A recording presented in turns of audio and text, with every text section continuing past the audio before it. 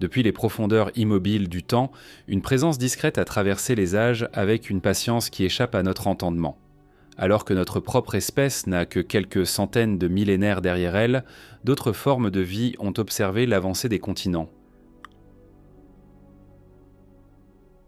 L'effacement des mers anciennes et la lente métamorphose du monde sans jamais disparaître. Elles n'ont laissé aucun récit, aucune légende, seulement la trace silencieuse de leur persistance. Leur existence étire la notion même de durée, rappelant que la Terre n'a jamais appartenu aux êtres les plus bruyants, mais à ceux capables d'endurer sans être vus. Dans cette longue continuité, une question demeure. Que révèle la survie de ces créatures sur notre propre fragilité et sur ce que signifie vraiment durer au-delà de l'histoire humaine? À travers les strates géologiques, certaines traces semblent flotter entre deux mondes, trop anciennes pour appartenir à l'histoire humaine, mais trop récentes pour se perdre dans l'immensité du passé profond. Elles forment une ligne fragile, presque un souffle figé dans la pierre, rappelant qu'avant les gestes, les outils et les mythes des premiers humains, d'autres êtres façonnaient déjà la Terre avec une constance patientée. Cette trace, que l'on retrouve discrètement enchâssée dans les sédiments, appartient à une espèce qui a traversé 2 millions d'années, sans s'effacer. Une présence qui a survécu à des climats impossibles, à des continents dérivants, à des cycles de glaciation qui auraient pu en finir avec toute forme de vie complexe. Pourtant, elle demeure. Son itinéraire n'a jamais cherché la grandeur ni la domination. Il s'agit plutôt d'une ligne continue, presque humble, dessinée par la persistance plus que par l'adaptation spectaculaire. Lorsque les premiers hominidés commençaient à peine à se redresser sur la savane, cette espèce avait déjà résolu les exigences fondamentales de son environnement. Elle avait trouvé un équilibre biologique suffisamment stable pour demeurer reconnaissable au fil des ères. Dans un monde où tant d'autres lignées sont nées puis se sont effondrées, cette constante interroge. Car survivre aussi longtemps ne relève pas de la force ni même de l'intelligence au sens où nous l'entendons, mais d'une relation intime avec le milieu. Une relation si parfaitement ajustée qu'aucun changement ne l'a totalement brisée.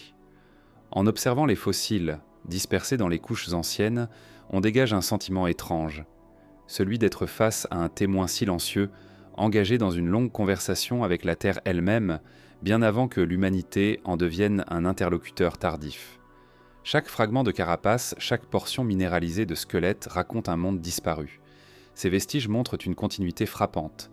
L'anatomie générale reste presque identique à celle que nous pouvons observer aujourd'hui. Cette espèce n'a pas grandi, ne s'est pas complexifiée, ne s'est pas transformée en quelque chose de radicalement différent. Elle a simplement persisté. Cela peut sembler paradoxal car, dans notre imagination, l'évolution est souvent perçue comme une course vers le changement constant. Pourtant, l'immobilité apparente peut être une forme d'adaptation bien plus puissante. Lorsque la structure d'un organisme est suffisamment efficace pour répondre aux contraintes de l'environnement, elle ne nécessite pas de transformation profonde. Alors que l'humanité a évolué rapidement, déployant des capacités cognitives hypertrophiées, modifiant son environnement à une vitesse sans précédent, cette créature a emprunté une trajectoire opposée, celle de la stabilité.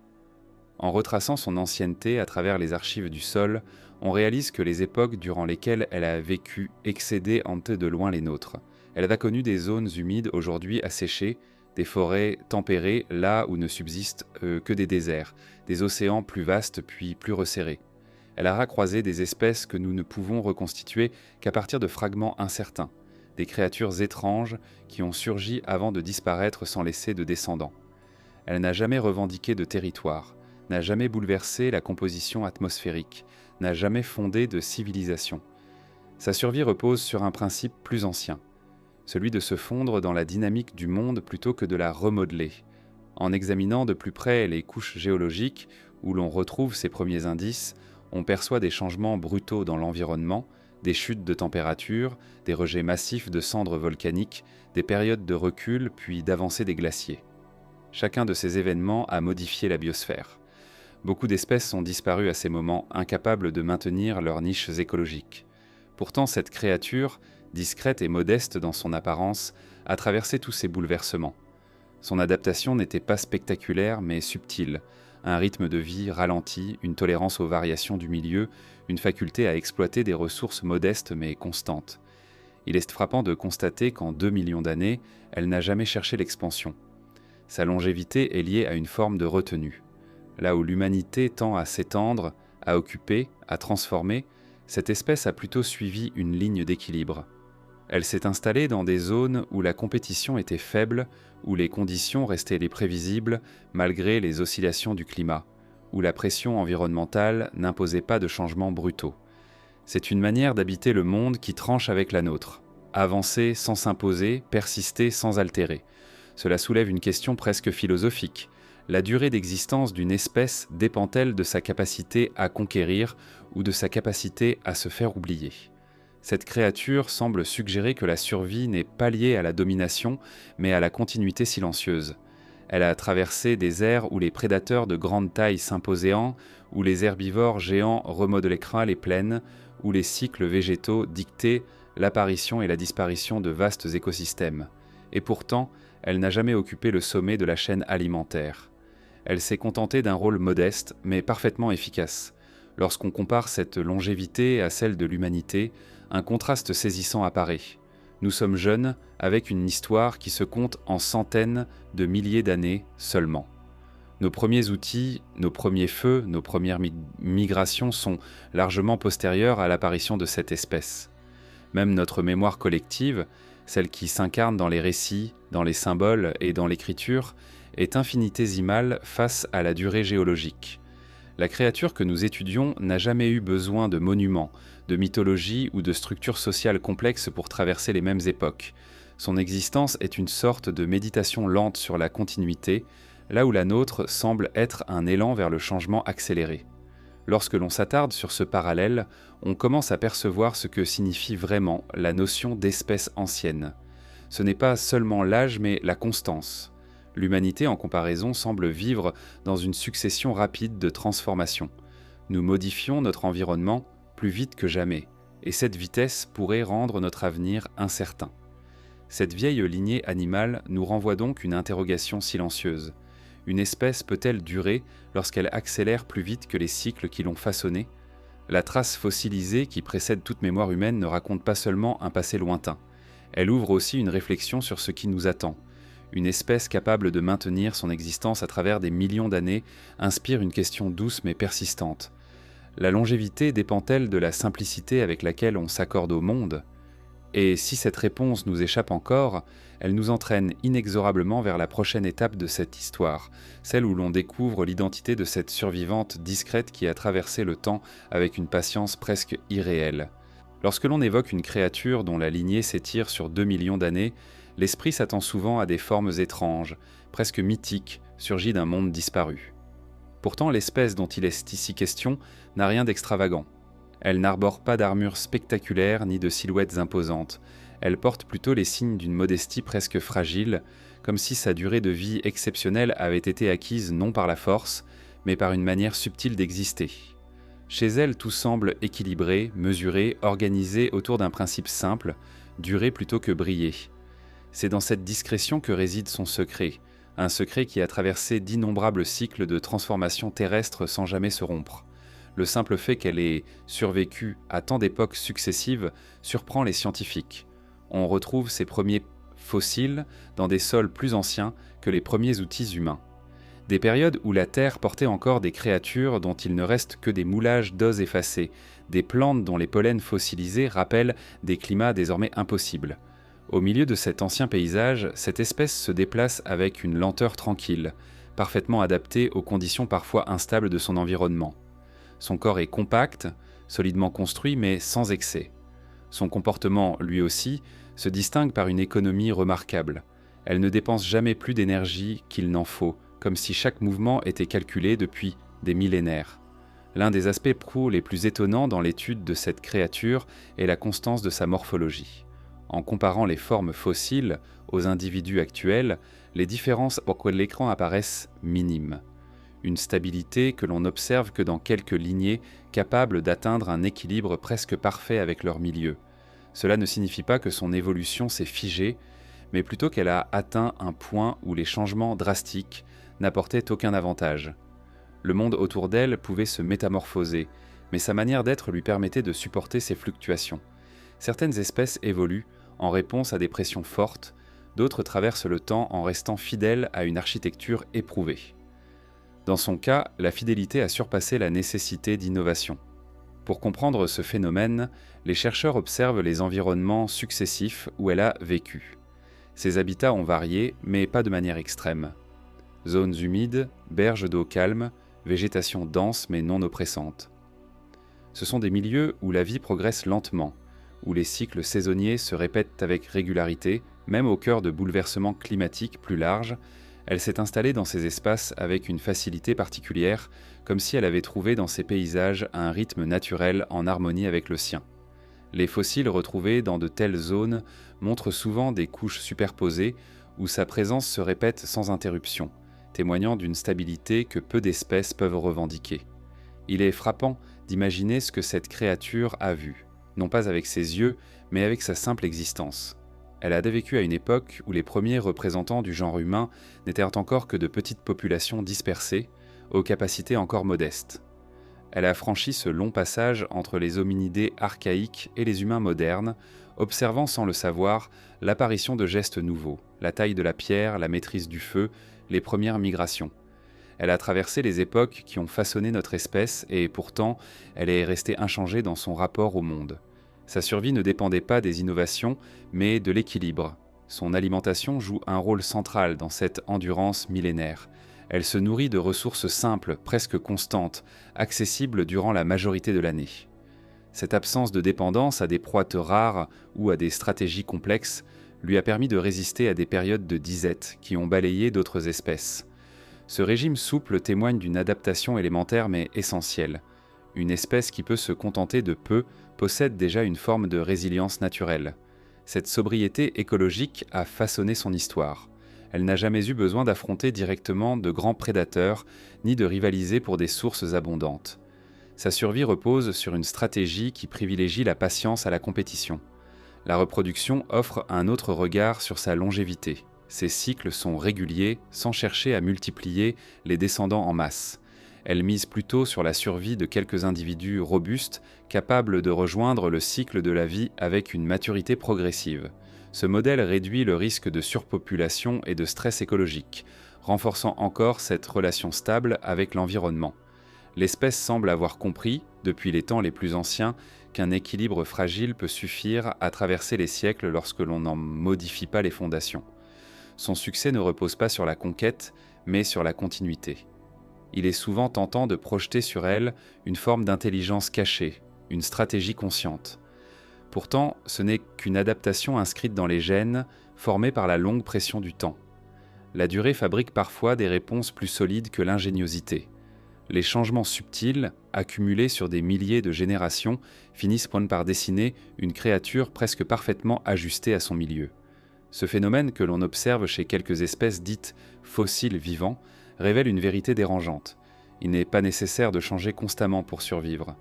Ce constat contraste fortement avec notre propre histoire, faite d'accélération et de rupture. Ce que nous percevons comme un progrès rapide pourrait, dans une échelle plus vaste, être une instabilité. Lorsque les premiers humains modernes ont commencé à coloniser de nouvelles régions, cette espèce était déjà présente, indifférente à nos déplacements. Les paysages que nous avons jugés hostiles ou imprécis étaient pour elle des refuges familiers. Elle a vu apparaître nos premiers covillages, puis disparaître sans bruit les sites abandonnés par les sociétés anciennes. Elle a vécu à côté des premiers chasseurs, puis des premiers agriculteurs, sans jamais entrer en conflit avec eux.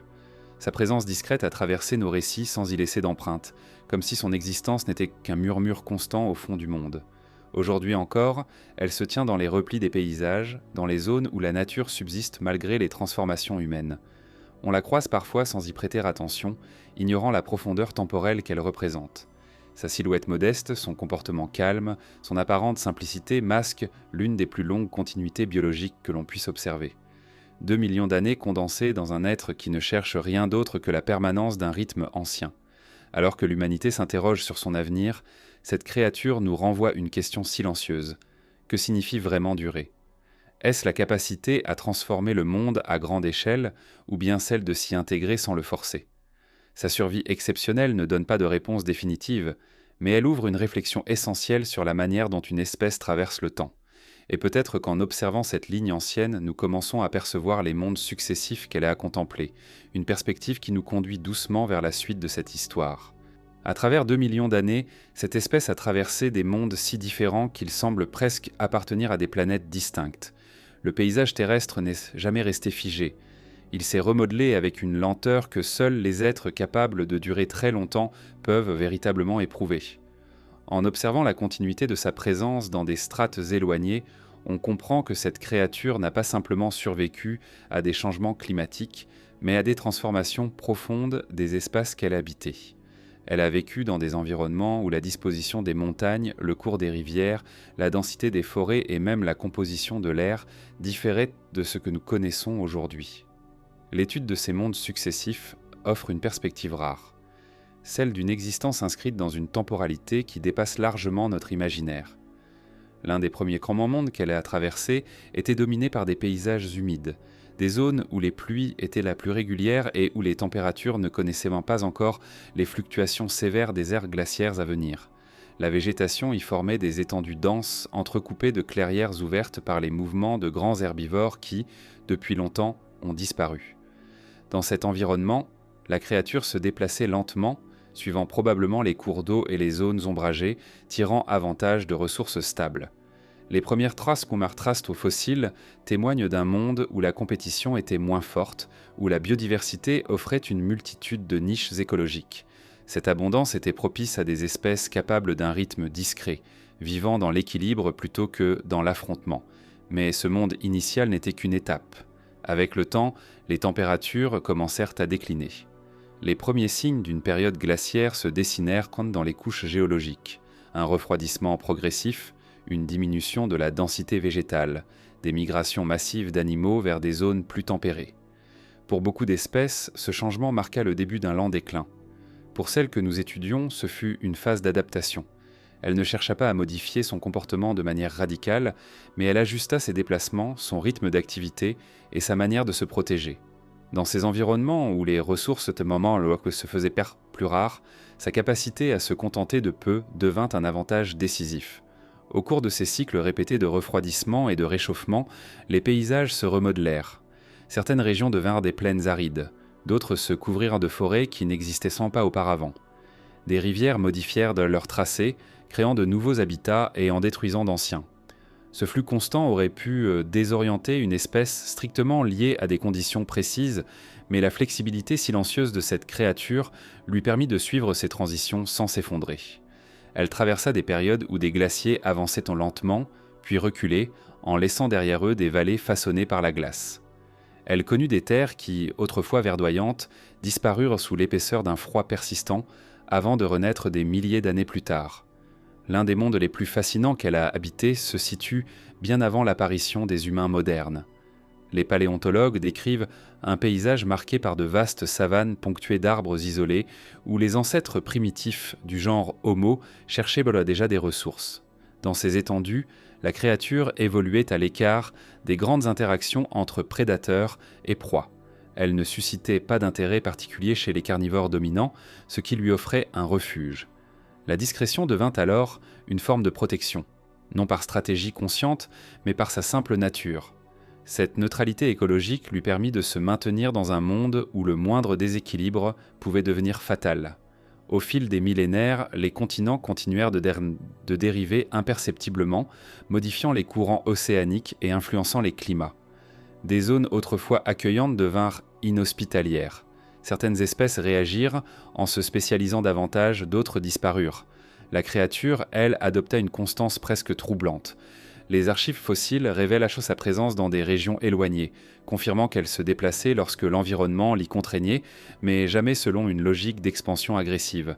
Ces mouvements étaient prudents, presque mesurés, comme si elle n'avait jamais cherché à dépasser les limites imposées par la nature. Cette retenue, encore une fois, participa à sa longévité. Les environnements qu'elle traversa étaient parfois luxuriants, d'autres fois austères. Il y eut des mondes dominés par des marécages, où l'humidité permanente façonnait un écosystème dense. D'autres mondes étaient de plus ouverts, exposés au vent. Chaque espace représentait une configuration unique d'opportunités et de contraintes. Une espèce sensible aux variations rapides aurait été mise en péril, mais cette créature, avec son rythme lent et sa capacité d'adaptation modérée, trouva sa place sans jamais chercher à la modifier. Elle demeura un fragment stable dans un monde instable. Puis vinrent les premiers humains modernes, porteurs de comportements nouveaux et de capacités inédites. Leurs migrations s'étendirent à des régions autrefois peu accessibles. Ils transformèrent les paysages, chassèrent certaines espèces, firent disparaître des environnements entiers. Malgré cela, la vieille créature continua d'exister à leur côté. Elle habitait des zones que les humains jugeaient peu intéressantes, des lisières de forêt, des marécages isolés, des espaces où l'eau stagnait et où les sols étaient trop difficiles à exploiter. Cette capacité à se maintenir dans des milieux que d'autres évitaient la protégea encore une fois. Sa discrétion devint sa garantie. Le monde devint de plus en plus marqué par la présence humaine. Les feux de végétation délibérés, les aménagements de rivières, la domestication d'animaux et la mise en culture de vastes étendues firent disparaître plusieurs habitats antiques. Mais cette créature semblait trouver refuge dans les interstices, ces zones qui échappent encore aux transformations massives. Les recherches actuelles montrent qu'elle occupe des milieux marginaux mais stables, des régions où le passage du temps semble plus lent, presque suspendu. Il est fascinant d'imaginer les différents ciels qu'elle a vus sans les comprendre, des atmosphères plus épaisses, des périodes où la poussière volcanique filtrait la lumière, des nuits plus longues durant les ères glaciaires, des aurores où les premières herbes givrées annonçaient un hiver interminable. Elle a traversé des mondes où les silhouettes animales étaient plus massives, puis d'autres où seules restaient des formes miniaturisées, adaptées aux conditions difficiles. Au cours de toutes ces métamorphoses, elle ne s'est jamais placée au centre. Elle s'est contentée d'avancer à son propre rythme, bien plus lent que celui des transformations humaines, mais suffisamment constant pour survivre à ce que beaucoup croyaient insurmontable. Ce qui frappe dans cette succession de mondes, c'est la manière dont chaque époque porte sa marque sur les fossiles qu'elle a laissés. Les couches les plus anciennes témoignent de périodes de stabilité. Les couches intermédiaires montrent des stress environnementaux visibles dans les structures osseuses. Les couches récentes révèlent une adaptation à des pressions nouvelles, parfois liées aux modifications humaines. À travers ces traces, on ne lit pas seulement l'histoire d'une espèce, mais celle d'une terre en évolution permanente. Chaque monde aurait pu signifier la fin de cette lignée. Chaque transformation aurait pu créer un obstacle infranchissable. Pourtant, elle continue. Cette persistance n'est pas seulement un témoignage de résilience biologique. Elle nous invite à réfléchir à la manière dont nous percevons le temps et la survie. L'humanité évolue dans un monde qu'elle transforme rapidement, souvent plus vite qu'elle ne peut l'observer. Cette espèce ancienne, elle, persiste dans un rapport beaucoup plus profond au temps. Elle vit un autre rythme, une autre logique, un autre mode d'existence. En contemplant ces mondes successifs, une question demeure. Que peut nous apprendre une créature qui a vu tant d'environnements naître et disparaître ? Son endurance ne semble pas fondée sur la puissance, mais sur une compréhension silencieuse du monde. Cette intuition nous conduit vers un autre aspect de son histoire, celui où l'on découvre comment cette stabilité lui a permis de traverser des extinctions que peu d'autres espèces ont pu affronter.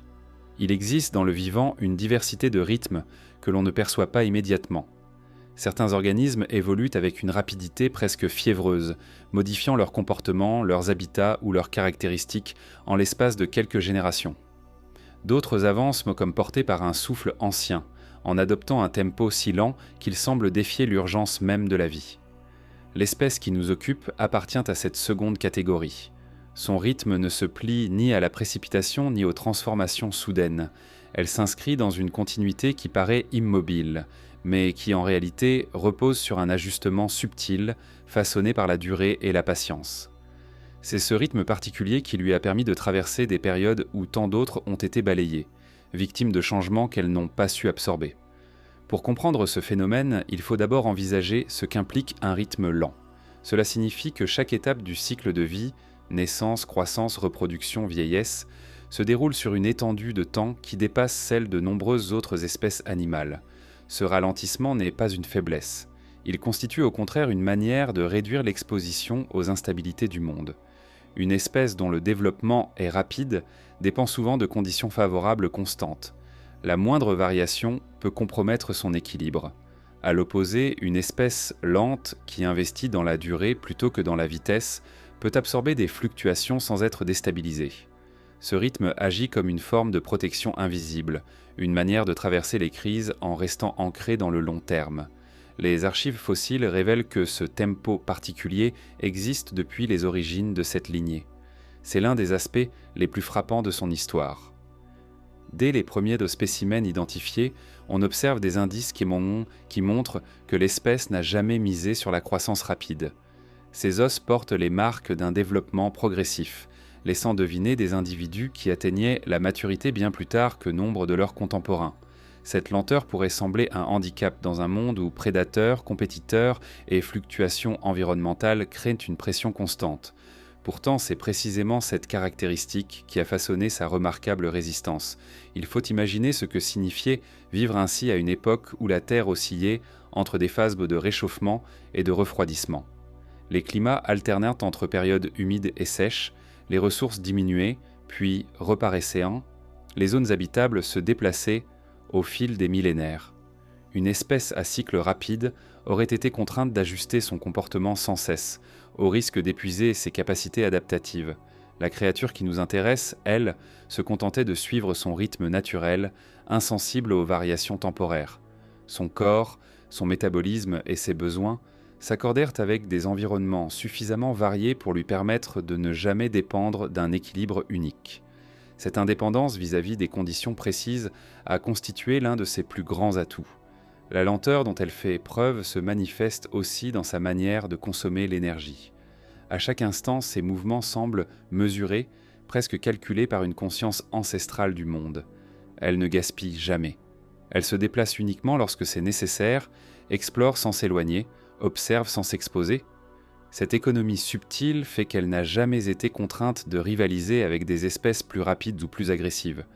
Là où d'autres se déplaçaient sur de vastes territoires à la recherche de nourriture ou de partenaires, elle restait dans des zones restreintes, tirant profit de ressources modérées mais régulières. Cette retenue explique en partie pourquoi elle a survécu à plusieurs vagues d'extinction. Les extinctions massives ne sont pas toujours brutales. Beaucoup résultent d'une accumulation de pressions externes. Raréfaction de la nourriture, changement soudain du climat, introduction de nouveaux prédateurs ou parasites, fragmentation d'habitat. Une espèce dont la physiologie est stable, dont les besoins sont faibles et dont les comportements sont ancrés dans la sobriété possède une résilience naturelle à ces pressions. Elle souffre moins lorsque les ressources se raréfient, car elle n'a jamais reposé sur l'abondance.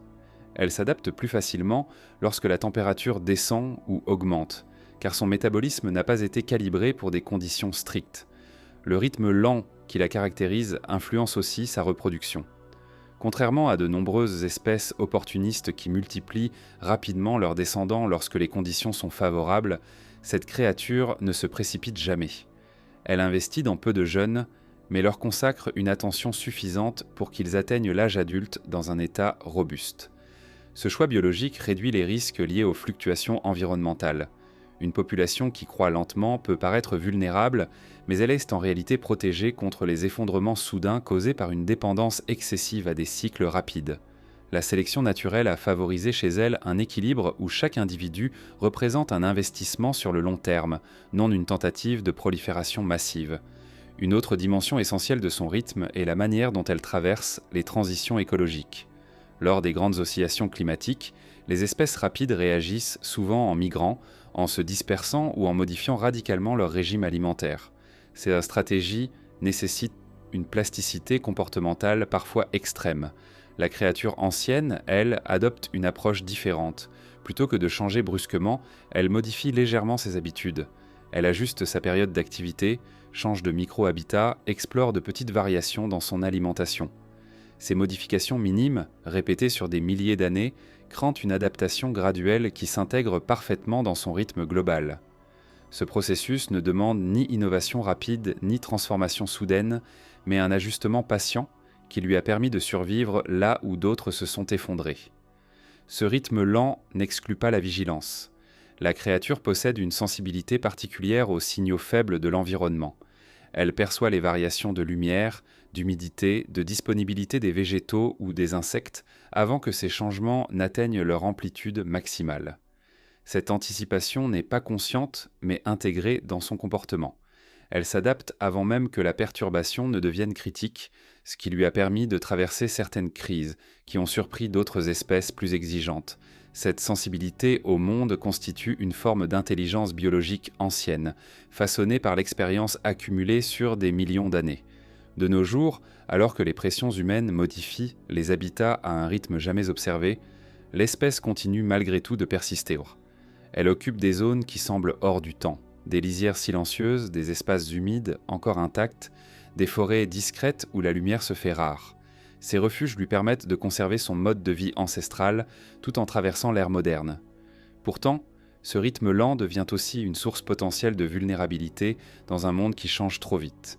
Là où les cycles naturels des millénaires lui laissaient tant le temps de s'adapter, les transformations accélérées, imposées par l'activité humaine, resserrent l'échelle temporelle. La question de sa survie future demeure ouverte, suspendue entre la force de sa tradition biologique et la rapidité du monde que nous façonnons.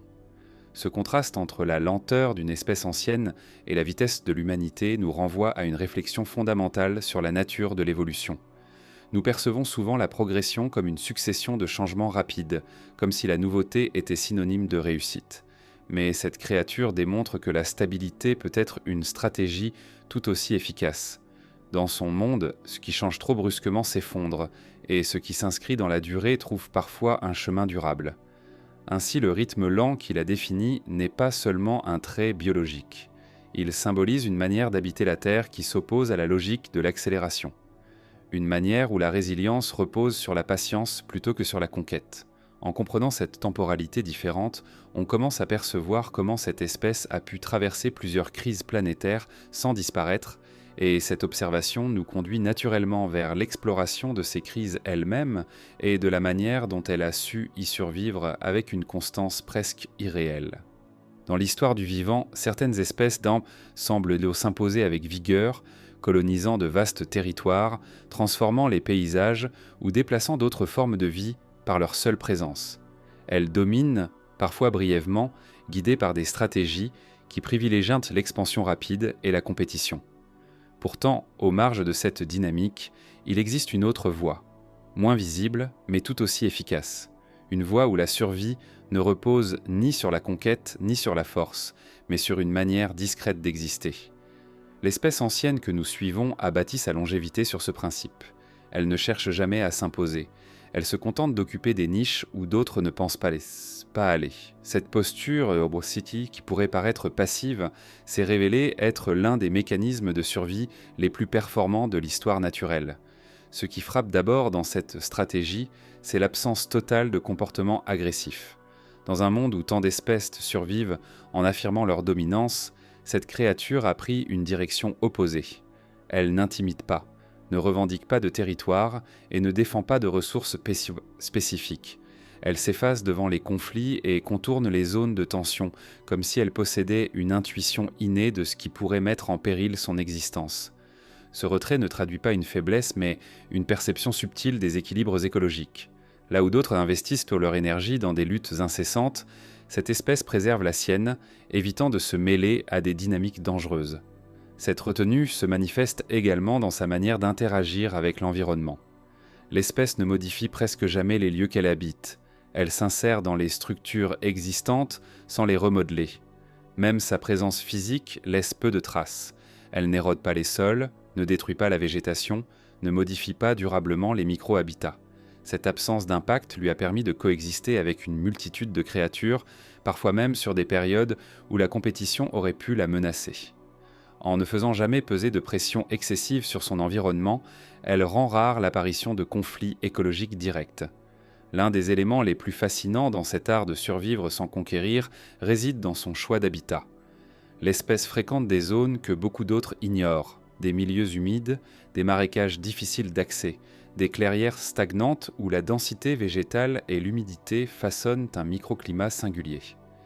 Ces environnements, jugés inconfortables ou peu productifs par d'autres formes de vie, deviennent pour elle des refuges. Ce choix stratégique réduit considérablement sa concurrence. Dans un espace où peu souhaitent s'aventurer, elle trouve la tranquillité nécessaire à la poursuite de son existence millénaire. Ce refuge naturel explique en partie pourquoi elle a pu traverser des périodes d'intense prédation. Les grands carnivores de différentes époques ont rarement porté attention à cette créature discrète. Elle n'offre pas un fort rendement énergétique, elle ne se déplace pas dans les zones préférées des prédateurs, et son comportement calme rend sa détection difficile. De plus, sa morphologie, solide mais peu remarquable, n'incite ni la curiosité ni l'intérêt des chasseurs. Dans un monde régi par la loi du moindre effort, ignorer cette espèce a souvent été le choix le plus logique pour ceux qui la côtoyaient. Sa manière de se nourrir illustre encore cet art de la sobriété. Elle consomme ce qui est abondant, accessible et souvent délaissé par les autres. Une alimentation modeste lui permet d'éviter la dépendance à des proies spécifiques ou à des cycles saisonniers trop marqués. Cette flexibilité alimentaire est un pilier fondamental de sa longévité. Elle peut ainsi traverser les périodes de raréfaction sans s'exposer à des risques extrêmes, là où des espèces plus sélectives voient bas leur population décliner brusquement lorsque leurs sources habituelles disparaissent. La stabilité de cette créature repose en partie sur ce refus de la spécialisation stricte. Mais survivre sans conquérir ne signifie pas simplement éviter les dangers ou vivre à la marge. Il s'agit aussi d'un équilibre interne. L'espèce semble posséder une gestion énergétique remarquable. Tout en elle est mesuré.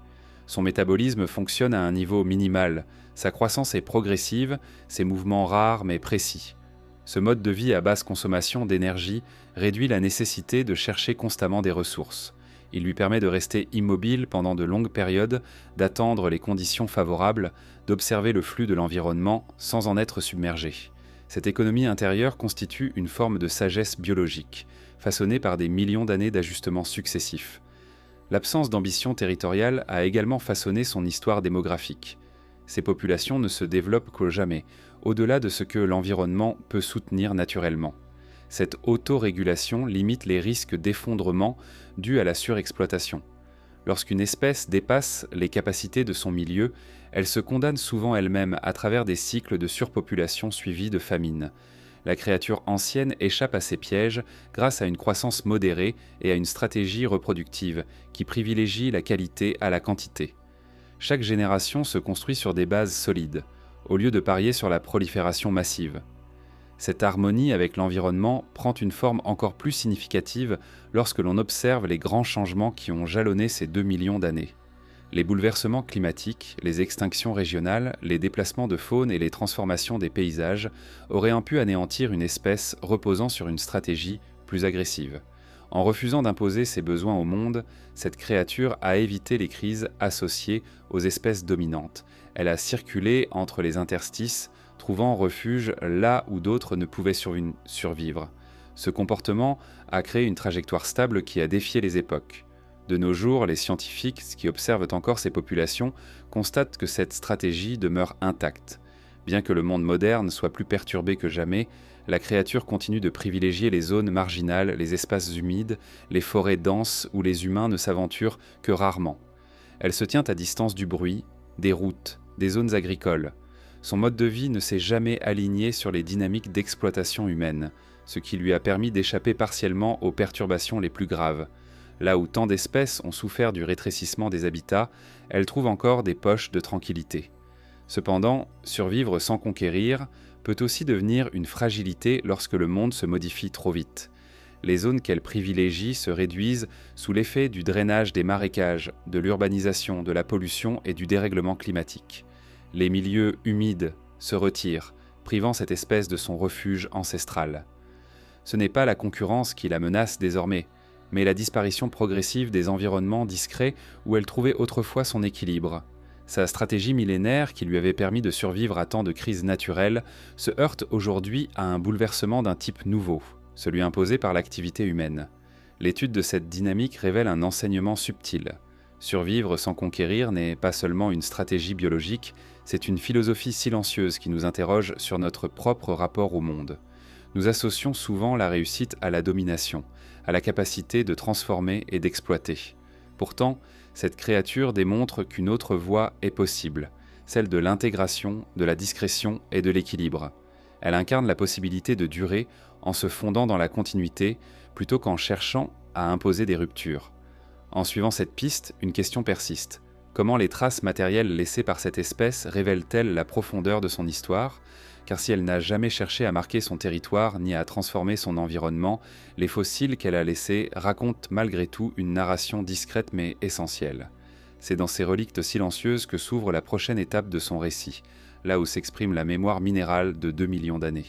Dans le silence des couches géologiques, Les fossiles sont les témoins les plus fidèles de ce qui n'a plus de voix. Ils ne racontent rien directement, mais dans leurs contours figés, dans l'usure de leur surface, dans la manière dont ils s'emboîtent dans la pierre, se cache une histoire plus vaste que la nôtre.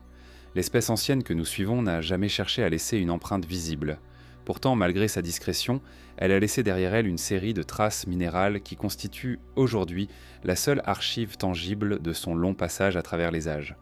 Ces fossiles sont parfois intacts, parfois fragmentés, parfois réduits à une forme presque abstraite.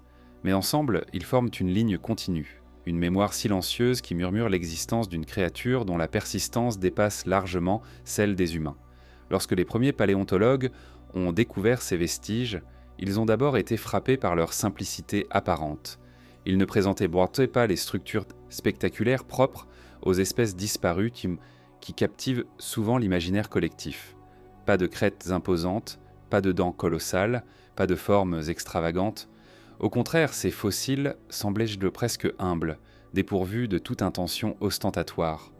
Pourtant, c'est précisément cette modestie qui attire l'attention des chercheurs.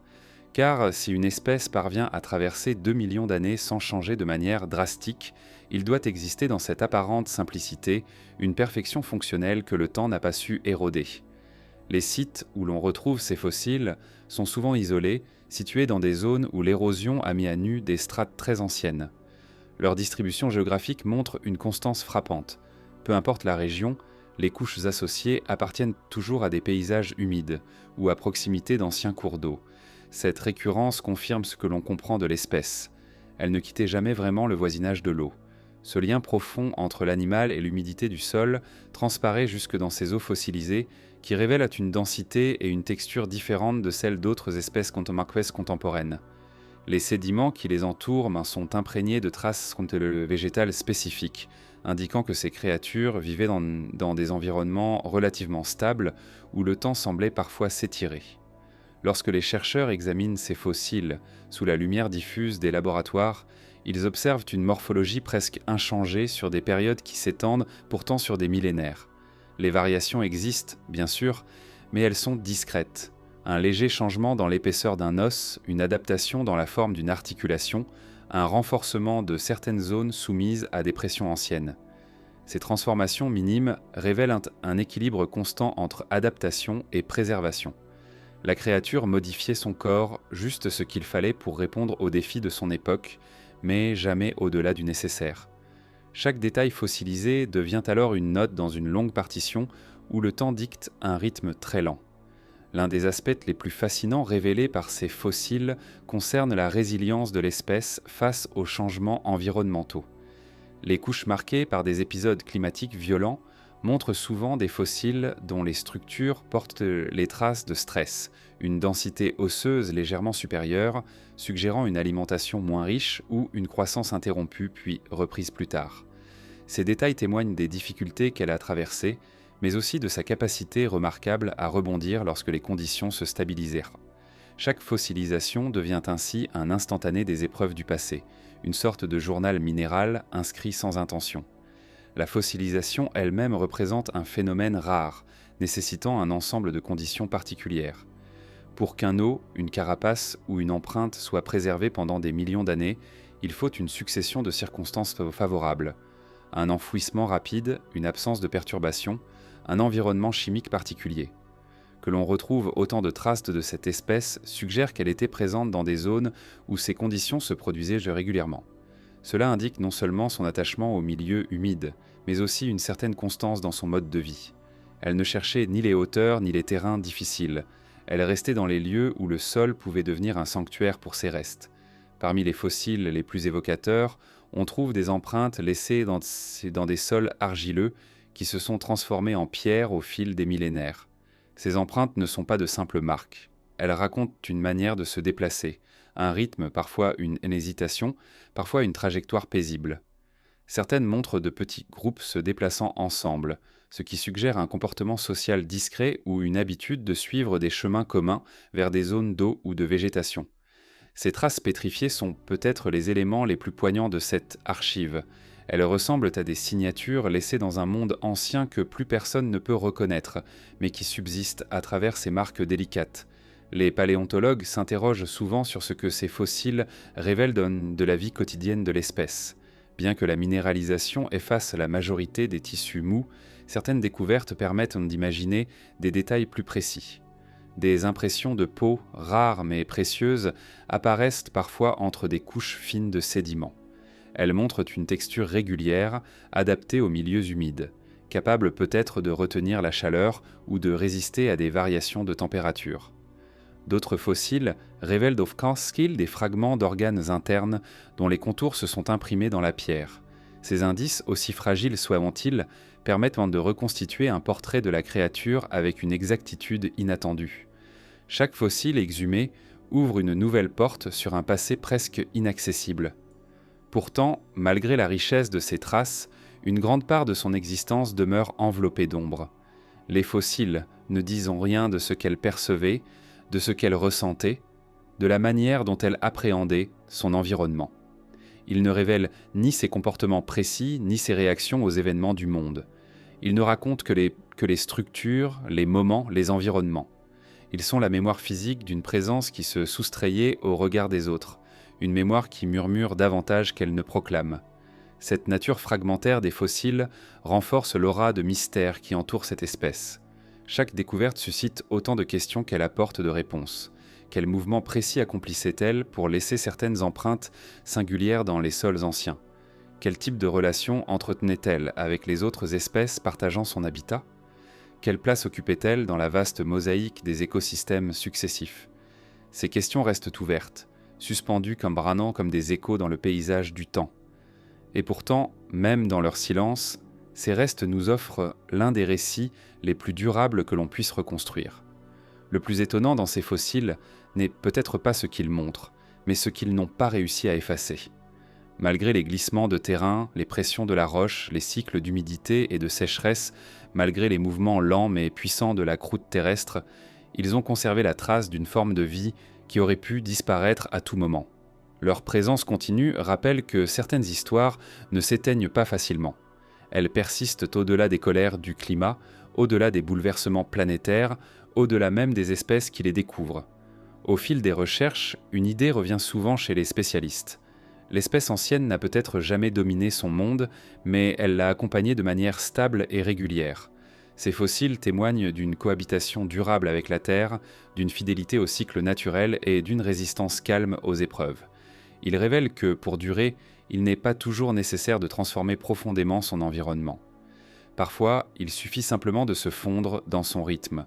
Ces traces fossilisées, bien qu'immobiles, nous conduisent bientôt vers la question essentielle de sa survie.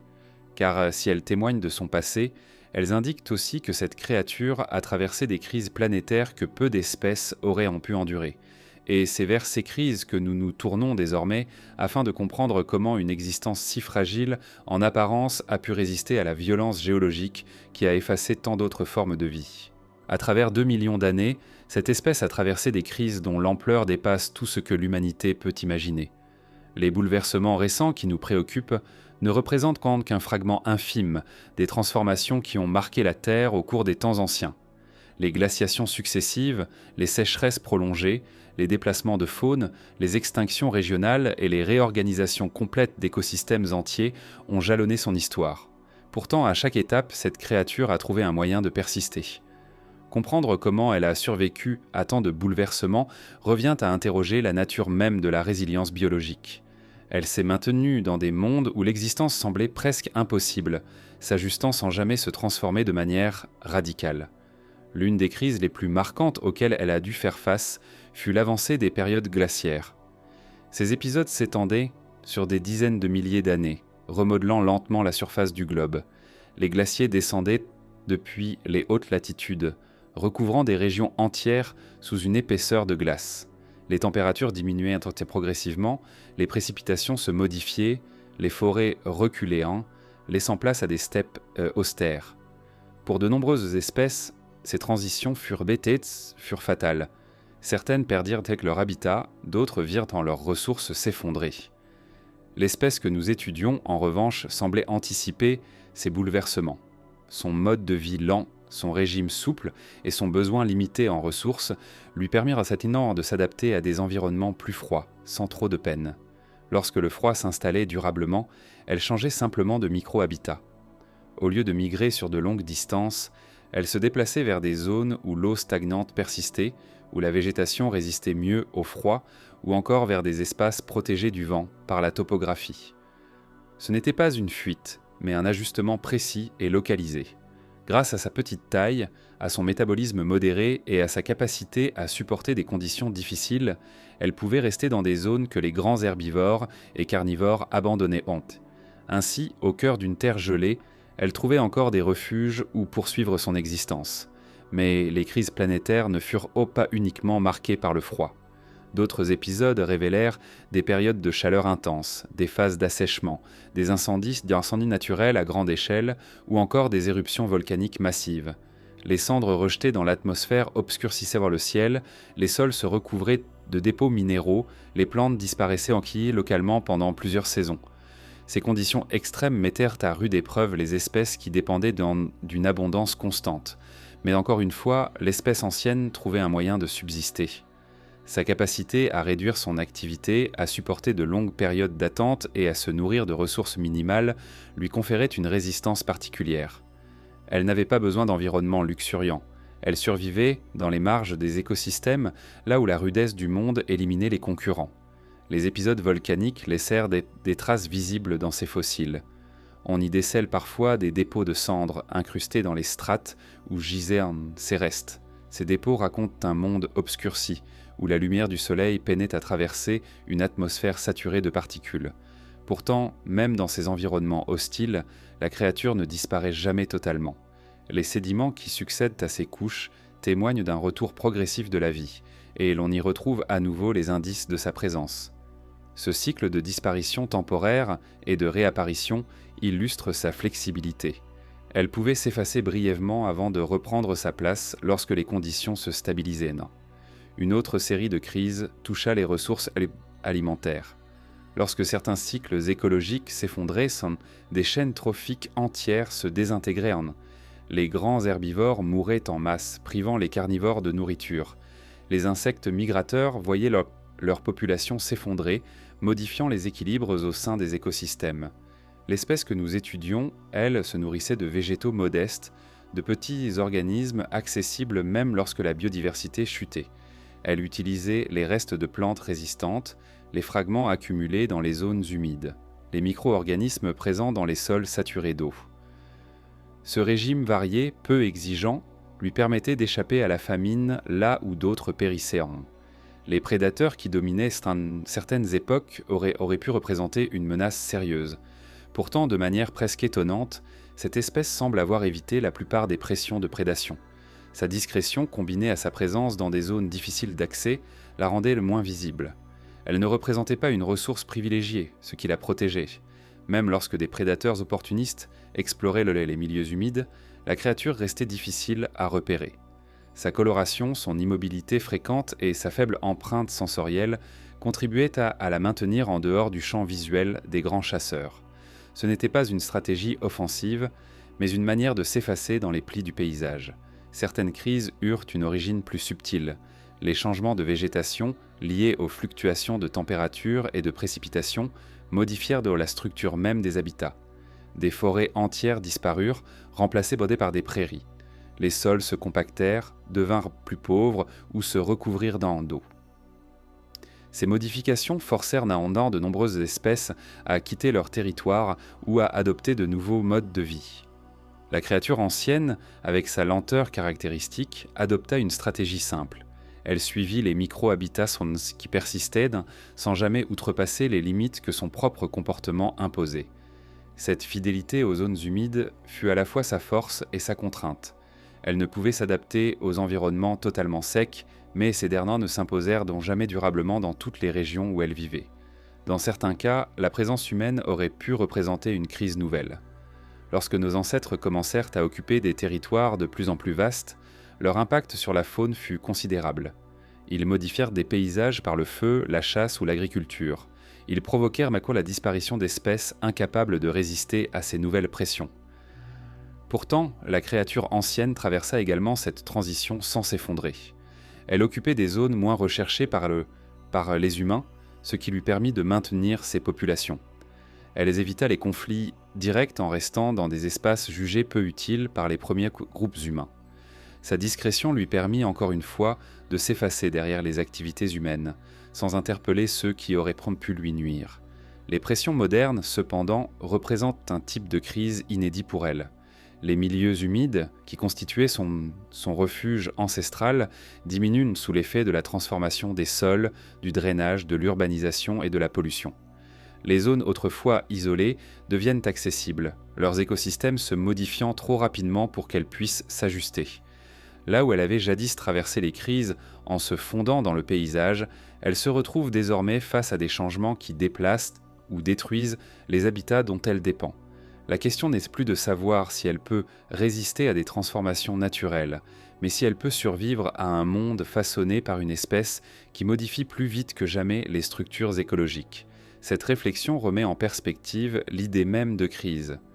Pour une espèce habituée au rythme long, une crise n'est pas un événement soudain, mais une série de petites perturbations qui s'accumulent. Ce qui la menaçait autrefois disparaissait souvent avec le temps, lui laissant la possibilité de s'adapter sans précipitation. Aujourd'hui, le rythme s'accélère et les crises s'enchaînent avant qu'elle n'ait eu le temps d'encaisser les précédentes. Pourtant, son histoire nous montre qu'elle ne s'effondre pas facilement. Elle porte en elle des millions d'années de stabilité, une mémoire biologique façonnée par des épreuves répétées. De toutes ces crises, une leçon se dessine. La survie ne dépend pas seulement de la capacité à affronter les moments extrêmes, mais de la manière dont une espèce intègre ces événements dans une dynamique plus large. L'espèce ancienne n'a jamais réagi par transformation brutale. Elle a traversé les crises comme on traverse un courant lent mais profond, en gardant son rythme, en s'ajustant juste ce qu'il fallait. Ce rapport patient aux perturbations nous conduit naturellement vers l'un des éléments les plus importants de son histoire, les territoires mouvants qu'elle a habités et qui ont façonné sa manière de durer dans un monde perpétuellement changeant. Pour comprendre comment une espèce a pu traverser 2 millions d'années sans s'effondrer, il faut s'attarder sur la structure même de son corps, car la longévité n'est jamais le fruit du hasard. Elle naît d'une combinaison subtile de caractéristiques physiques, de mécanismes internes et de comportements façonnés par le temps. L'anatomie de cette créature, bien qu'en apparence modeste, renferme une architecture patiemment optimisée. Rien n'y semble excessif, rien n'y paraît destiné à l'exploit. Et pourtant, chaque détail reflète une forme d'adaptation profonde, presque méditative, qui lui a permis de survivre là où tant d'autres espèces ont disparu. Sa morphologie générale est compacte, basse, stable. Ce type de silhouette réduit l'exposition aux prédateurs, mais diminue également les risques liés aux accidents environnementaux. Elle n'est ni fragile ni lourde. Elle occupe un point d'équilibre entre solidité et économie, comme si son corps avait été sculpté pour durer et non pour performer. Ses os, bien qu'assez denses, ne montrent aucune complexité inutile. Ils se renforcent là où les pressions sont les plus fréquentes et se simplifient là où le mouvement exige peu de contraintes. Cette harmonie structurelle a minimisé les besoins en énergie, tout en assurant une résistance adaptée aux conditions fluctuantes des milieux humides où elle évoluait. Lorsqu'on étudie attentivement les fossiles, on constate que les articulations de cette créature possèdent une robustesse particulière. Elle ne favorise non pas la rapidité, mais un mouvement régulier, stable, précis. Cette limite mécanique, loin d'être un handicap, a joué un rôle essentiel dans sa survie. Un rythme lent implique moins de blessures, moins d'usure, moins d'épuisement. L'animal se déplace comme une présence inscrite dans le sol même, en s'adaptant continuellement à la texture du terrain. Les milieux humides exigent ce type de stabilité. Une créature trop rapide, trop brusque, risquerait de s'enfoncer, de glisser ou de se blesser. Celle-ci, au contraire, semble avoir été façonnée pour se mouvoir en silence entre les herbes saturées d'eau et les sols mous. Un autre élément central de son anatomie réside dans sa peau. Ni trop fine ni trop épaisse, elle possède une texture adaptée à des environnements où l'humidité domine. Certaines impressions fossilisées montrent des motifs réguliers, probablement facilitant l'évacuation de l'eau ou la protection contre des micro-organismes présents dans les marécages. Cette enveloppe externe, sobre mais efficace, constitue une première barrière contre les variations climatiques. Elle limite les pertes de chaleur tout en empêchant une saturation excessive en humidité. Un équilibre précieux qui permet à la créature de rester active dans des conditions difficiles sans dépense d'énergie excessive. En observant la disposition de ses organes internes à travers les rares empreintes préservées, Les chercheurs ont relevé une organisation qui témoigne d'une gestion énergétique remarquable. Son appareil digestif, par exemple, semble optimisé pour extraire le maximum de nutriments d'aliments modestes. Cela correspond parfaitement à son régime. Des végétaux simples, des organismes minuscules, des résidus accessibles même lorsque la biodiversité s'effondre. Ce dispositif interne fonctionne lentement, mais avec une efficacité constante. Il s'accommode de ressources faibles, ce qui réduit la dépendance à des cycles alimentaires stricts. Dans les périodes de crise, cette capacité d'extraction maximale de la moindre ressource devient un atout vital. Le système respiratoire, lui aussi, s'inscrit dans cette logique de sobriété. Il ne semble pas conçu pour soutenir des efforts brusques ou des courses rapides, mais plutôt pour alimenter un métabolisme destiné à l'endurance. Les structures fossilisées suggèrent une capacité respiratoire modérée mais stable, adaptée à des activités lentes et continues. Ce mécanisme réduit l'exposition au stress physiologique. Il diminue l'usure interne qui, chez de nombreuses espèces, accélère le vieillissement. Une respiration calme entretient un organisme qui n'est jamais poussé au-delà de ses limites naturelles. Le cœur, bien entendu, suit la même symphonie. Les indices laissés dans certaines empreintes osseuses indiquent un organe d'une taille proportionnelle assez réduite, reflétant une pression interne faible et un rythme régulier. À nouveau, ce trait anatomique soutient un mode de vie où l'effort extrême n'a pas sa place. Un cœur qui bat lentement réduit les risques d'usure prématurée, de défaillance, d'accidents internes. On retrouve ce principe chez plusieurs espèces modernes réputées pour leur longévité, la lenteur comme forme de préservation. La tête de la créature offre un autre détail révélateur. Sa mâchoire ne présente ni dents imposantes ni structures adaptées à la chasse. Elle se contente de broyer, de mâcher des végétaux, de réduire des matières simples. Cette sobriété anatomique évite l'usure rapide qui touche de nombreux prédateurs ou herbivores spécialisés. Elle dispense également l'espèce d'adopter des comportements violents ou énergivores. Une alimentation humble maintient une anatomie humble. Cette cohérence entre le corps et le comportement explique en grande partie sa capacité à traverser les âges. Les yeux, selon les rares traces laissées dans des empreintes en sédiments, semblent petits, peu saillants, adaptés à percevoir les contrastes plus que les détails. Ils ne sont pas ceux d'un chasseur, ni ceux d'un animal vivant dans des espaces lumineux. Ils conviennent à des environnements tamisés, où la lumière filtre à travers les feuillages, où l'eau diffuse les reflets. Cette adaptation lui permettait de naviguer dans des lieux où d'autres percevaient mal leur environnement. L'anatomie oculaire reflète encore une fois un mode de vie à mi-chemin entre la prudence et l'effacement. Les membres présentent, eux aussi, des particularités significatives.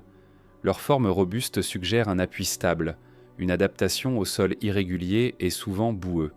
Ils ne permettent pas la course, mais soutiennent impeccablement la marche lente et continue. Leur conception révèle une forme d'endurance mécanique qui limite les risques liés au déplacement. Ces membres assurent une base solide pour un organisme qui doit se maintenir dans un environnement changeant sans jamais recourir à une fuite rapide. La stabilité plutôt que la performance. L'ensemble du corps montre une cohérence si forte que les chercheurs y voient un exemple parfait d'adaptation convergente avec la durée. Rien n'y est superflu et rien n'y manque. L'anatomie de cette créature n'a pas cherché à évoluer vers une complexité accrue, car cela n'aurait pas servi sa stratégie de survie. Au contraire des Okonkosai, elle a conservé les structures les plus efficaces, ajustant à peine certains aspects au fil du temps.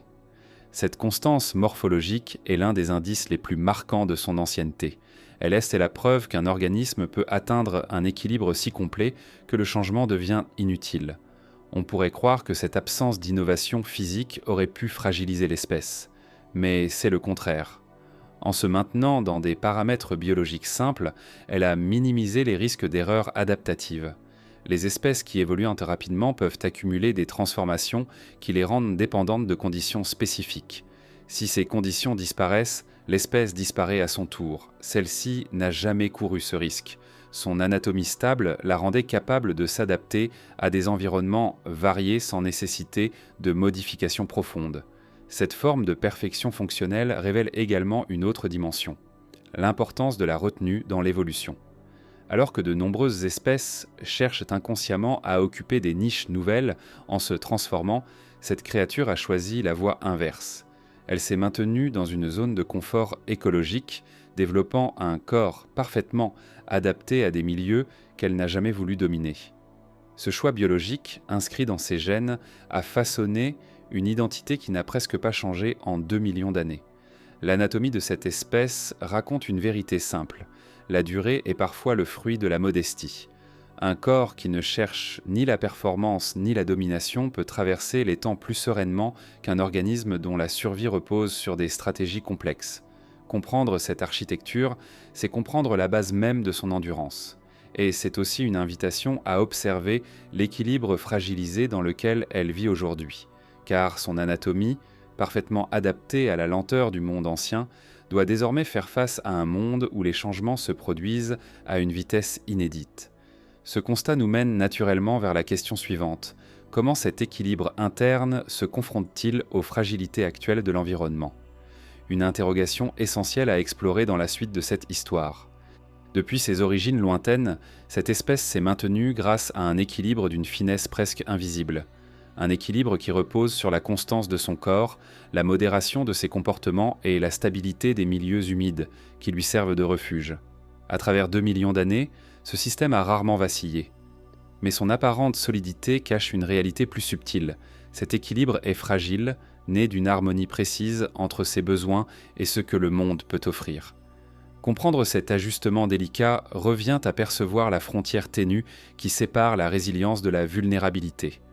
Car même les espèces les plus anciennes, celles qui semblent immortelles à l'échelle humaine, vivent de toujours à la limite d'un fil invisible. Cet équilibre commence par son rapport à l'énergie. L'espèce ne consomme que ce qui est strictement nécessaire. Elle adopte un mode de vie où la dépense énergétique est limitée au strict minimum. Cette sobriété lui permet d'exister dans des environnements qui ne pourraient pas soutenir des animaux plus exigeants, mais elle la rend aussi dépendante d'une certaine régularité. Si les ressources deviennent temporairement plus rares, elle peut s'en accommoder. Si elle s'effondre complètement, en revanche, elle ne possède aucune stratégie de compensation rapide. Sa survie dépend donc d'un flux modéré mais continu de nourriture, un flux que les cycles naturels ont longtemps assuré mais qui, aujourd'hui, se fait de plus en plus irrégulier. De la même manière, son métabolisme lent protège son organisme du stress physiologique. Chaque battement de son cœur, chaque respiration, chaque mouvement participe à une existence prolongée. Mais cette lenteur signifie aussi qu'elle réagit difficilement aux changements soudains. Là où d'autres espèces peuvent ajuster leur rythme, accélérer, migrer ou modifier leur comportement en quelques générations, celle-ci se heurte aux limites de sa nature. Elle s'adapte, mais à son propre tempo. Ce décalage peut devenir un handicap lorsque le monde change plus vite que ne le permet son organisation interne. L'équilibre fragile qui la maintient vivante réside aussi dans la stabilité de ses habitats. Les zones humides qu'elle affectionne ne sont pas des milieux immuables. Elles dépendent d'une conjonction complexe de facteurs: précipitations, niveau des nappes phréatiques, végétation, absence de perturbations excessives. Même dans les périodes les plus anciennes, ces milieux ont fluctué. Mais les fluctuations étaient lentes et lentes, inscrites dans les rythmes du climat. Elles laissaient à la créature le temps d'ajuster sa présence, de glisser d'un micro-habitat à un autre sans être déstabilisée. Aujourd'hui, cet équilibre est mis à l'épreuve par la rapidité des transformations. Le drainage des terres, l'assèchement progressif des sols, les modifications des cours d'eau, l'érosion des berges et la pollution altèrent les zones humides à un rythme qui n'a aucun précédent dans l'histoire de cette lignée. L'espèce se retrouve parfois face à des environnements qui changent en quelques décennies, une échelle de temps trop courte pour qu'elle puisse absorber ces perturbations. Le territoire n'a pas besoin de disparaître entièrement pour menacer son existence. Il suffit que les ressources changent trop vite, que la végétation se modifie avant qu'elle ne puisse s'y acclimater, que les cycles d'eau deviennent instables. Paradoxalement, ce sont souvent les mêmes qualités qui ont assuré sa survie qui deviennent maintenant des fragilités. Sa dépendance à la discrétion la rend vulnérable à toute perturbation qui détruit ou fragmente ses refuges. Sa faible mobilité lui permet d'économiser de l'énergie, mais l'empêche de rejoindre rapidement un nouvel habitat lorsque le sien se dégrade. Sa reproduction lente assure la stabilité à long terme, mais limite sa capacité à reconstituer rapidement une population affaiblie. Cette espèce n'a jamais eu besoin d'explosion démographique. Aujourd'hui, cela pourrait devenir un obstacle majeur. L'équilibre interne de son corps reflète parfaitement cette réalité. Dans des milieux humides bien préservés, sa physiologie fonctionne comme une machine silencieuse ajustée par des millions d'années. Mais lorsque les sols deviennent trop secs, lorsque les températures oscillent de manière inattendue, ou lorsque la nourriture manque, son métabolisme ne peut pas compenser brusquement.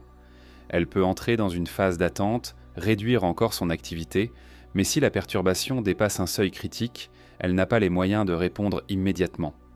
Malgré cela, il serait erroné de penser que cette espèce est condamnée. Elle possède encore des atouts remarquables.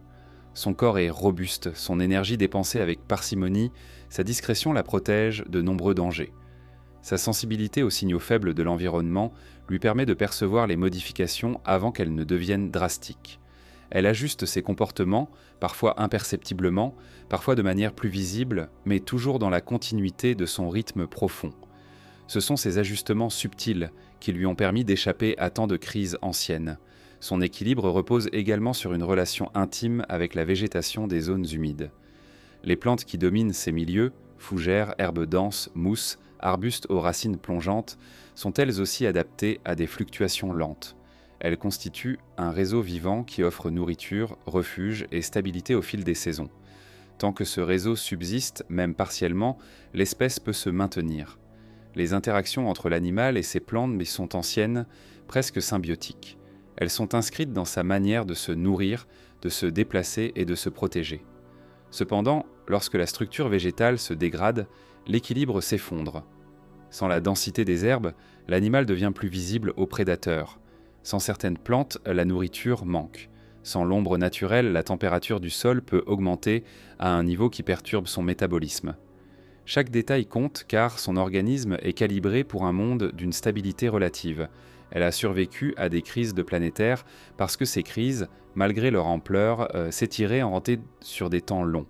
Aujourd'hui, les perturbations sont brusques, parfois imprévisibles et se succèdent sans laisser de répit. Pour autant, l'histoire de cette espèce nous enseigne une vérité importante. La résilience n'est jamais absolue, mais elle peut persister tant que les fondements ne sont pas totalement détruits. Une zone humide restaurée peut redevenir un refuge. Une région laissée à la régénération naturelle peut redevenir habitable. L'espèce n'a pas besoin de vastes territoires, elle a besoin de continuité, même fragmentée. Son équilibre fragile peut être rétabli si les conditions essentielles sont préservées. Cet équilibre révèle aussi une leçon plus large sur la nature du vivant. Les espèces les plus anciennes ne sont pas celles qui changent le plus, mais celles qui trouvent un accord profond avec ce qui les entoure. Elles survivent non en imposant leur présence, mais en trouvant le point précis où leurs besoins coïncident avec les possibilités du monde. Un point d'harmonie qui demeure tant que les forces extérieures ne le détruisent pas, ne détruisent pas. En observant cette espèce, on perçoit à quel point la durée dépend souvent de ce fil fragile. Et c'est précisément cette fragilité qui la relie à notre propre histoire. Car si elle a traversé des millions d'années en trouvant cet équilibre, elle a aussi été témoin de l'émergence d'autres formes de vie, dont certaines nous ressemblent. Les interactions subtiles entre cette ancienne créature et les premières espèces humaines constituent une page fascinante de son histoire, une page qui nous attend dans la suite de ce récit. Depuis 2 millions d'années, cette créature immobile dans le temps a traversé les paysages en silence, témoin involontaire d'une succession de formes humaines dont la plupart ont disparu sans laisser de descendants. Elle a vu émerger, croître puis s'éteindre des espèces de notre propre lignée, bien avant que Homo sapiens ne devienne le dernier représentant du genre.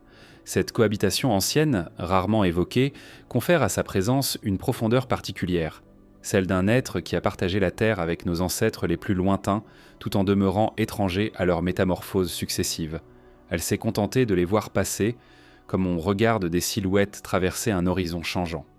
Les premiers humains qu'elle a côtoyés n'avaient rien de la stabilité que son espèce possédait déjà. Les membres du genre Homo apparaissaient, disparaissaient, se diversifiaient, migraient, s'adaptaient, avec une rapidité qui contraste fortement avec la lenteur de sa propre histoire biologique. Homo habilis, puis Homo erectus, suivis de formes encore plus anciennes ou plus locales, ont vu le jour dans les paysages qu'elle a habités.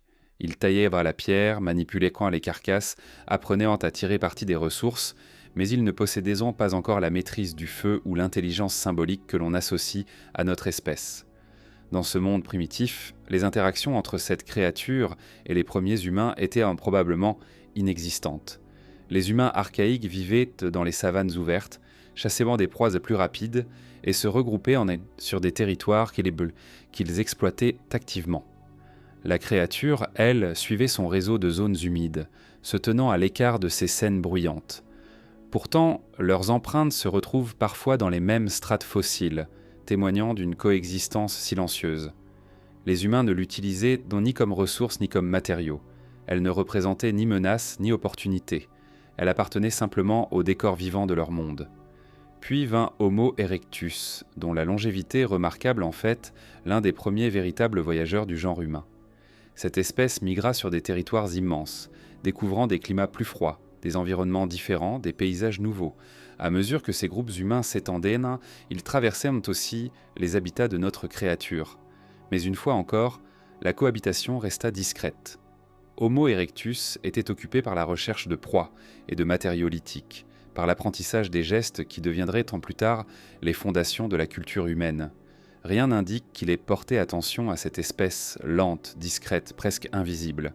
Avec le temps vinrent d'autres représentants du genre Homo, chacun portant une variation légère ou marquée de nos traits modernes. Homo heidelbergensis, Homo antecessor, Homo naledi et d'autres encore émergèrent dans le vaste puzzle de notre évolution. Certains construisirent dans des structures rudimentaires, d'autres manipulèrent le feu, d'autres encore enterrèrent peut-être leurs morts. Pendant ce temps, la créature ancienne continuait son cycle immuable. Elle n'avait pas besoin de renouveau, de culture, d'invention. Elle existait dans une forme d'équilibre qui contrastait fortement avec la transformation rapide des humains. Lorsque les Néandertaliens apparurent, le paysage se transforma encore. Ces humains robustes, adaptés aux environnements froids, se déplaçaient dans les forêts et les plaines d'Europe et d'Asie occidentale, façonnant des outils plus avancés, dominant dans leurs écosystèmes. Ils chassaient de grands mammifères, maîtrisaient l'usage du feu et vivaient en groupes structurés. Pour la première fois, une espèce humaine possédait réellement le pouvoir de transformer localement son environnement. Et pourtant, la créature ancienne continua de prospérer dans les zones humides, se tenant toujours en marge. Les Néandertaliens auraient pu croiser sa présence sans jamais l'apercevoir comme un élément essentiel du paysage. Elle ne représentait ni nourriture abondante ni danger perceptible. Puis un événement majeur se produisit, l'arrivée d'Homo sapiens.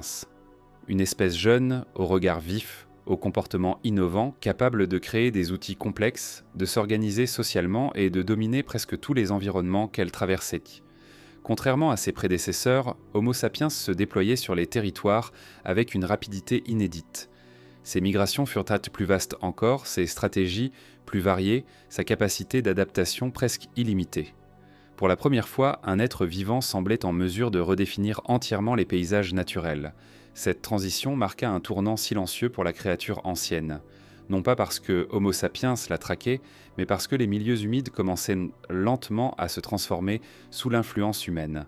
Les premiers groupes modernes dressaient des campements sur les hauteurs, mais ils utilisaient aussi le feu pour gérer la végétation, chassaient intensément certaines espèces et modifiaient ainsi indirectement la dynamique des écosystèmes dont elles dépendaient.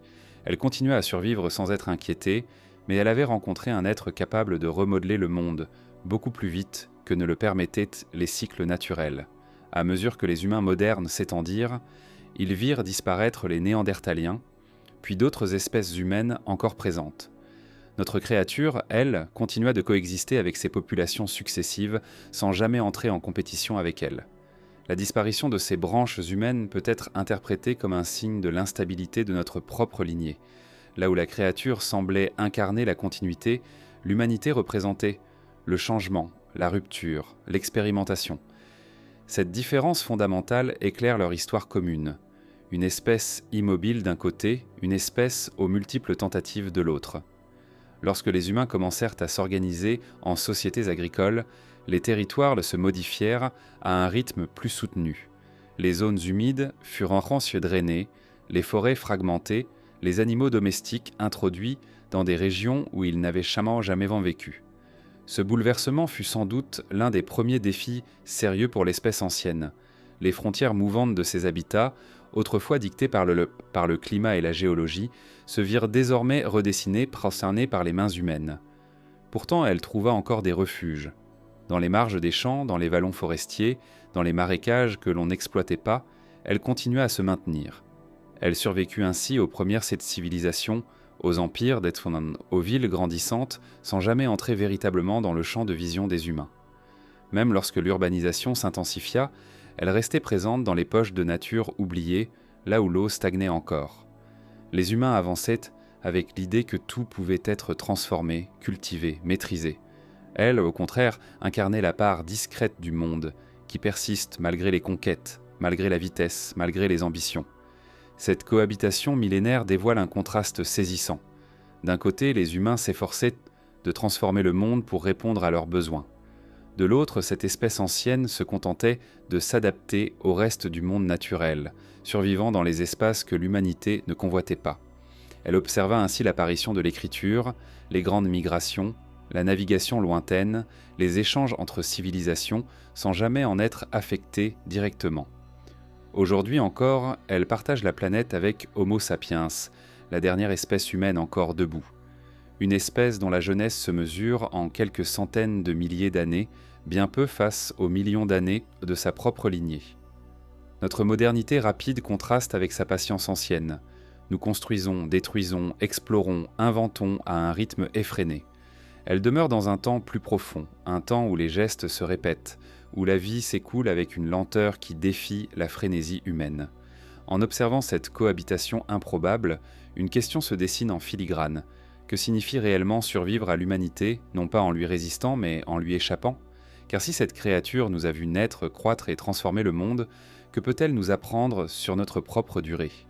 Cette interrogation nous conduit naturellement vers la réflexion suivante, celle qui cherche à comprendre, à travers son endurance, pourquoi notre existence paraît si brève en comparaison. À mesure que l'on contemple les millions d'années durant lesquelles cette espèce a persisté, une sensation particulière apparaît, celle d'une sagesse profonde, inscrite non dans l'intelligence consciente, mais dans la manière même dont elles habitent le monde. Sa survie n'a jamais reposé sur la conquête, ni sur l'innovation, ni sur la force. Elle provient d'une forme de patience ancrée dans son anatomie et dans ses comportements les plus simples. À travers elle, la Terre offre une leçon silencieuse sur ce que signifie durer réellement, une leçon que l'humanité, si jeune en comparaison, pourrait contempler comme un miroir placé dans l'ombre. Car comprendre l'endurance de cette créature revient à interroger notre propre fragilité, nos choix, notre rapport au temps. L'un des premiers enseignements que son existence nous propose concerne le rythme. Depuis ses origines, cette espèce avance à une vitesse qui se situe à l'opposé de nos dynamiques modernes. Ses mouvements sont rares, ses cycles physiologiques lents, ses besoins modestes. Cette lenteur n'est pas un défaut, mais une stratégie. En avançant au rythme du monde naturel, elle laisse aux crises le temps de passer.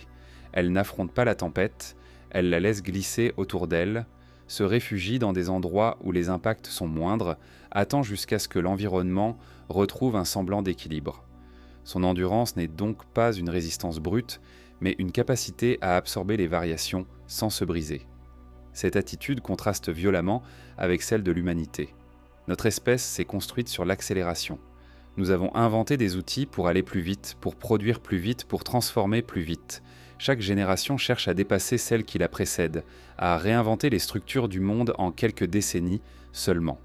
Ce rythme effréné produit des avancées spectaculaires, mais il fragilise aussi notre rapport au temps. Nous percevons les crises comme des ruptures soudaines, incapables de les intégrer dans une perspective longue. L'espèce ancienne, elle, semble nous rappeler que le temps n'est pas seulement une succession d'urgences, mais un milieu à travers lequel il faut apprendre à se déplacer avec précaution.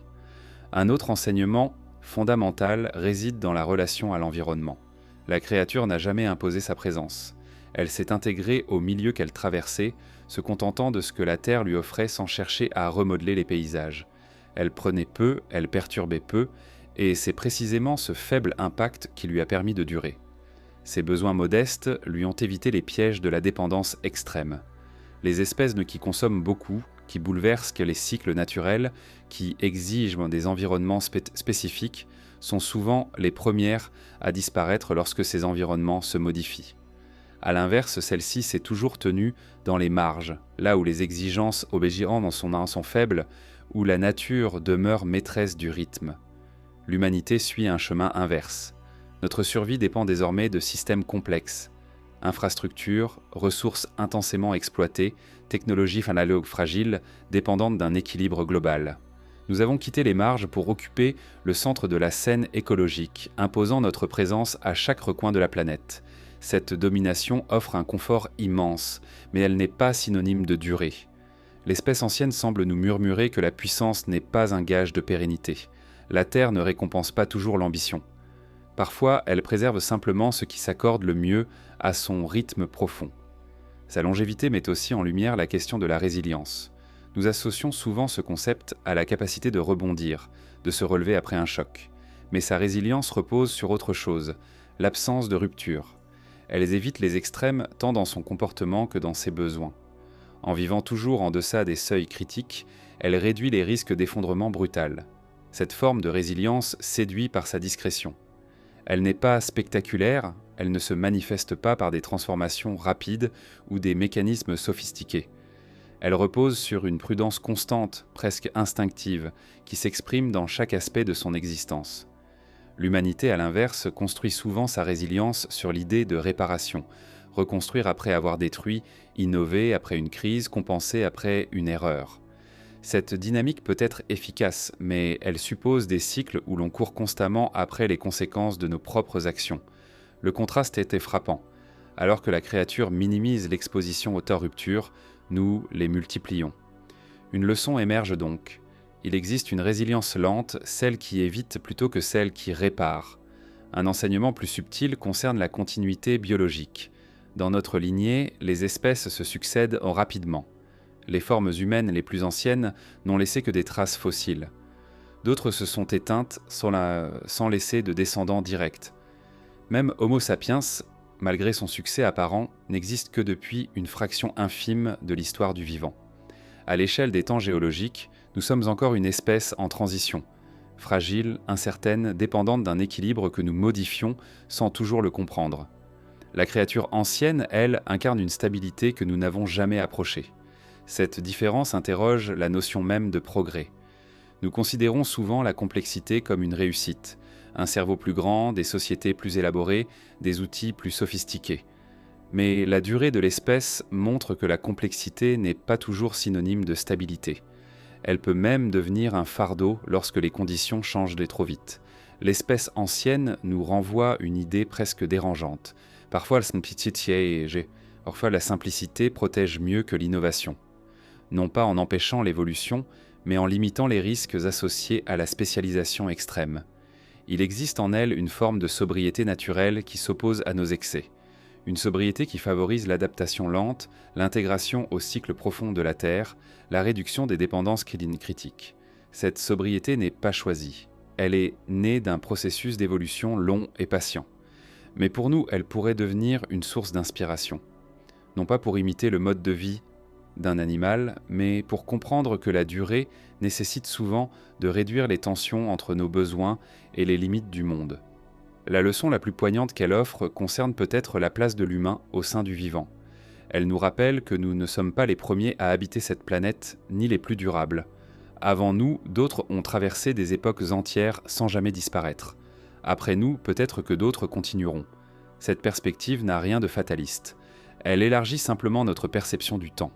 Nous vivons dans un monde que nous pensons modelé pour nous, mais la Terre n'a pas de préférence. Elle accueille ce qui s'accorde à ses cycles, et elle laisse passer ce qui s'en éloigne trop. L'espèce ancienne a vu naître et disparaître des lignées humaines entières. Elle a vu nos ancêtres apprendre à tailler la pierre, à maîtriser le feu, à se rassembler, à migrer, à construire des civilisations. Elle existe encore aujourd'hui, témoin silencieux de notre histoire rapide. Sa présence nous interroge.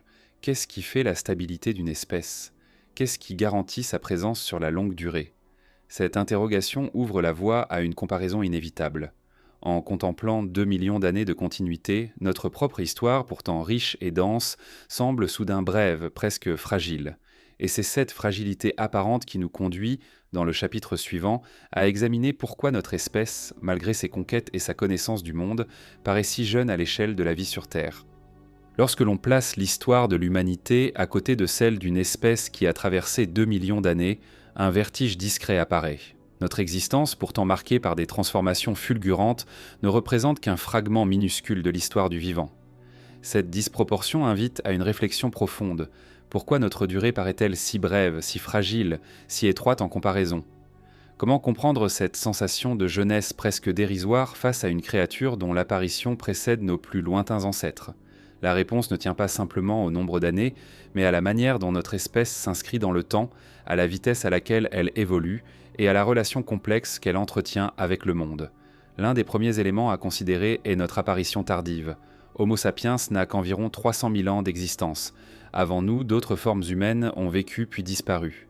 Notre espèce est la seule survivante d'une lignée qui a connu de multiples tentatives, comme si l'évolution elle-même cherchait encore la forme la plus adaptée. Ce contraste avec la créature ancienne, qui n'a jamais eu besoin de se diversifier radicalement, souligne une différence fondamentale. Notre lignée est née dans un contexte d'instabilité évolutive. Elle s'est définie par le changement, l'expérimentation, la diversité des formes. L'espèce ancienne, elle, s'est définie par la continuité, la constance et l'intégration à un milieu précis. Notre fragilité temporelle tient aussi à notre rythme d'évolution. En quelques milliers d'années seulement, nous sommes passés de groupes de chasseurs-cueilleurs dispersés à une civilisation planétaire capable de modifier l'ensemble de la biosphère. Cette accélération nous donne l'impression d'être anciens, car nous concentrons une grande densité d'événements sur un temps très court. Pourtant, en perspective géologique, ce foisonnement d'actions n'a presque aucune épaisseur. Nos villes, nos outils, nos systèmes d'organisation n'existaient pas il y a quelques centaines de générations. Le monde que nous considérons comme stable et familier pourrait, dans quelques millénaires seulement, n'être plus qu'un souvenir effacé. Cette vitesse nous rend vulnérables. Elle crée l'illusion de la maîtrise tout en fragilisant les fondements de notre continuité. Il existe également une différence dans notre relation à l'environnement. Là où l'espèce ancienne s'est intégrée dans une niche écologique stable, nous avons constamment cherché à transformer notre milieu pour l'adapter à nos besoins. Cette capacité nous a offert un avantage énorme, celui de survivre dans des environnements variés. Mais elle nous détache aussi des rythmes naturels. En modifiant les paysages, en contrôlant l'eau, en cultivant les plantes, en domestiquant les animaux, nous avons créé un monde qui dépend de notre activité continue.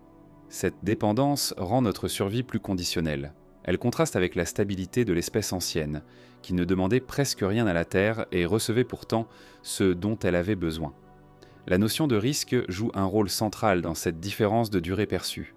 Une espèce qui vit lentement, qui s'adapte en douceur, qui ne cherche pas à dépasser les limites de son environnement, accumule moins de risques de disparition. À l'inverse, une espèce qui multiplie les innovations, les déplacements, les transformations biologiques et culturelles augmente ses probabilités de rencontrer des impasses. Chaque avancée humaine crée de nouvelles possibilités, mais aussi de nouvelles fragilités. Nous avons survécu grâce à notre intelligence collective, mais cette même intelligence peut aussi nous mener à des ruptures que notre espèce n'a jamais eu le temps d'apprendre à gérer. Il y a également la question de la mémoire. Les sociétés humaines possèdent une mémoire culturelle qui s'étend sur quelques milliers d'années. Au-delà, les récits deviennent fragmentaires, incertains, reconstitués à partir d'objets et de traces partielles. Nous ne percevons pas les millions d'années parce que notre pensée n'est pas façonnée pour embrasser une telle étendue. La créature ancienne, elle, porte cette durée non pas dans sa conscience mais dans son corps, dans sa morphologie persistante, dans ses comportements millénaires. Elle incarne un passé que nous ne pouvons qu'imaginer. Elle existe comme un rappel vivant des temps que notre mémoire humaine est incapable d'atteindre. Un autre élément contribue à cette sensation de brièveté, notre instabilité démographique et culturelle. L'humanité s'est multipliée rapidement, mais elle a aussi connu des effondrements, des migrations forcées, des crises répétées. Chaque société semble naître, prospérer, puis disparaître, souvent en quelques siècles seulement. Nous vivons dans un renouvellement perpétuel, une succession de constructions et de destructions qui donnent à notre histoire une impression d'urgence. À l'inverse, l'espèce ancienne ne connaît rien de tout cela. Elle n'a ni ville, ni empire, ni civilisation. Elle existe au-delà des cycles humains, comme une présence continue qui ne connaît ni apogée ni effondrement. Notre fragilité tient également à notre dépendance à des conditions globales stables. La température moyenne, les cycles de l'eau, la composition de l'atmosphère, la biodiversité générale, tout cela influence la survie humaine de manière beaucoup plus directe que nous le croyons. L'espèce ancienne, elle, peut tolérer des variations larges et lentes. Elle n'a pas bâti sa survie sur la stabilité artificielle, mais sur une flexibilité discrète dans un cadre environnemental particulier. Sa dépendance est locale, la nôtre est mondiale. Ce simple fait suffit à expliquer pourquoi notre durée paraît fragile à l'échelle du temps profond. Il existe enfin une dimension philosophique à cette comparaison. Notre espèce se définit par sa conscience, par sa capacité à anticiper, à imaginer, à créer. Cette faculté remarquable nous rend capables de conceptualiser notre propre fin, d'envisager la disparition de notre civilisation, d'imaginer un futur où nous ne serions plus. Cette conscience du temps, paradoxalement, nous fait sentir encore plus intensément notre brièveté. La créature ancienne, elle, n'a jamais été accablée par la notion de futur. Elle vit uniquement dans le présent biologique qui lui a été transmis. Elle ne se projette pas, ne se souvient pas, ne planifie pas. Elle existe simplement. Et cette existence, dénuée de tensions temporelles, lui donne une légèreté que nous ne pouvons pas connaître. En contemplant la coexistence de ces deux trajectoires, une conclusion s'impose doucement. Notre durée paraît brève non seulement parce qu'elle l'est objectivement, mais parce que nous vivons dans un rapport au monde qui nous éloigne de la continuité profonde. Notre vitesse, notre complexité, notre conscience nous donnent une puissance immense, mais elles nous privent aussi du calme nécessaire pour nous inscrire dans la longue durée. L'espèce ancienne nous montre qu'il existe d'autres manières de vivre, d'autres rythmes, d'autres formes de stabilité. Et cette idée ouvre naturellement une réflexion nouvelle. Si cette créature incarne un passé que nous n'avons jamais connu, que nous dit-elle sur le futur que nous pourrions encore habiter? Cette question suspendue dans la lumière du temps nous conduit vers l'exploration de ce que 2 millions d'années de survie peuvent révéler sur l'avenir de notre propre espèce. Lorsque l'on observe une espèce qui a traversé 2 millions d'années presque sans fléchir, on découvre plus qu'une simple leçon d'endurance. On entrevoit une perspective sur l'avenir.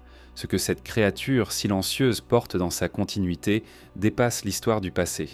Elle révèle quelque chose sur les cycles encore à venir, sur la manière dont les formes vivantes peuvent persister ou disparaître, et sur le rôle que notre propre espèce pourrait jouer dans la suite de cette longue histoire terrestre.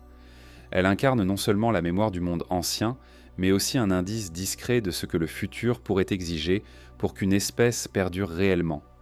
Car si elle a survécu à tant d'époques, c'est peut-être que son existence touche à une vérité profonde que nous n'avons pas encore comprise.